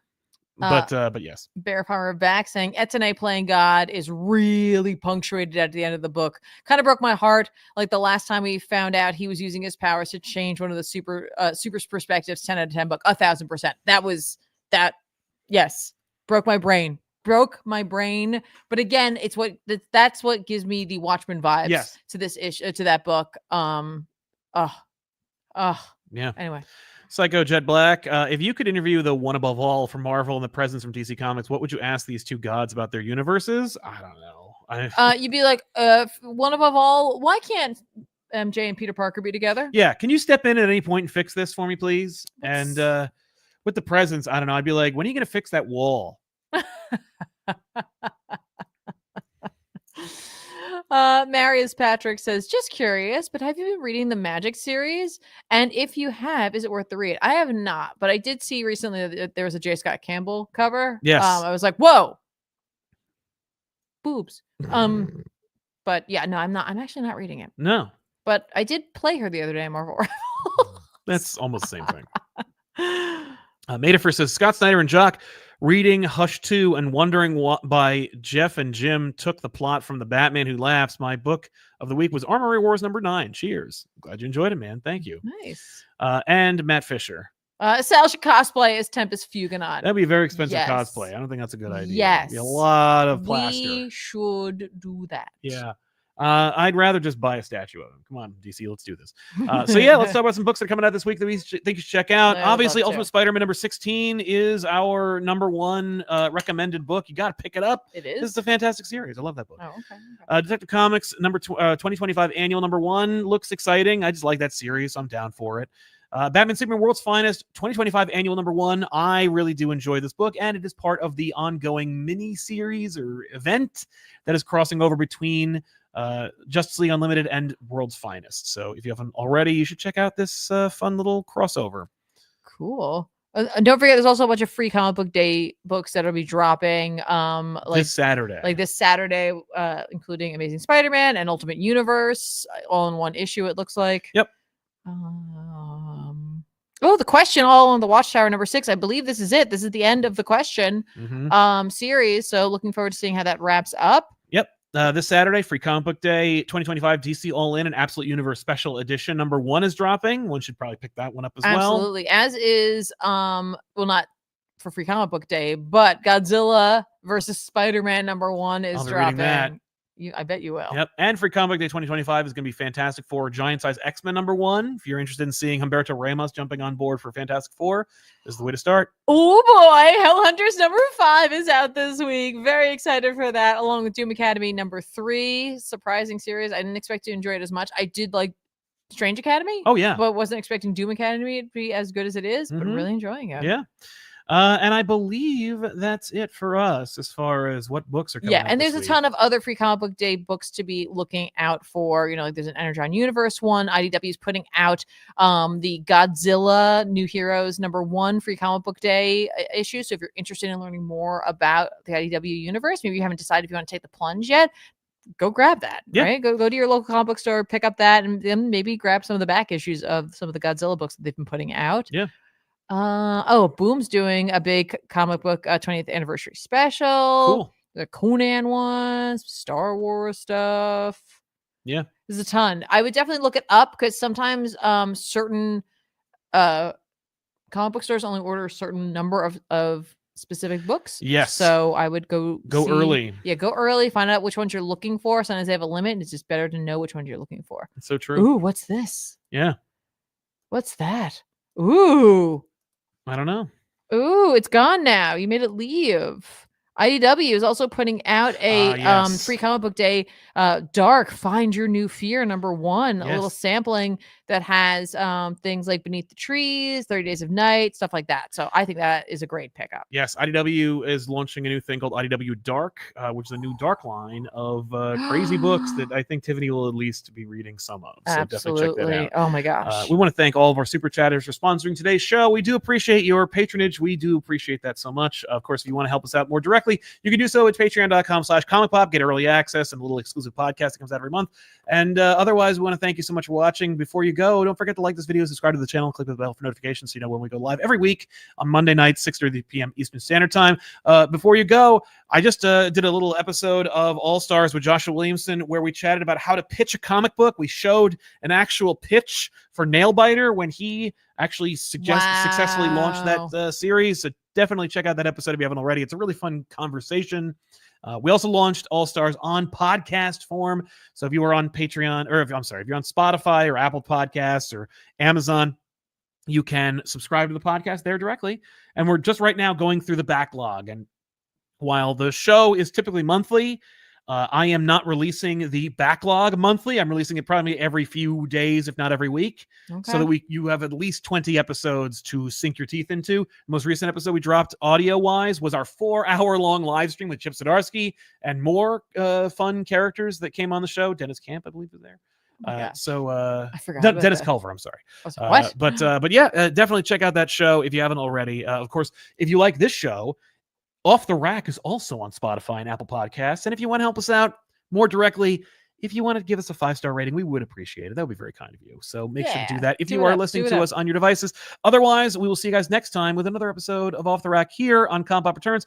But Not to be outdone, you can also check out Tiffany playing video games on youtube.com/@ComicPopPlays or twitch.tv/ComicPop, whichever one. It's simultaneously streamed on both, so you can check out that show on whichever platform you prefer. All links for everything we do are in the description below this video, so you can check it out. Click there and subscribe so you know when Tiffany goes live, which is typically Tuesdays and Wednesdays evenings. Heck yeah. So, I forgot the Seasons is also coming out. I don't know. Am I still reading that book? That doesn't seem like it. I don't know. Yeah. I don't know. What are you playing? Oh, Marvel Rivals. Mm-hmm. At least until Doom comes out. That's right. The new Doom is coming. Supposedly. Mm-hmm. I've heard some It's in May. Oh, well, that's soon. It's very soon. It's very soon. But I'm really enjoying Rivals again. I don't know. Yeah. Come on over. Watch me get my butt handed to me. Thanks for hanging out, everybody. We'll see you guys next time. So long. Bye.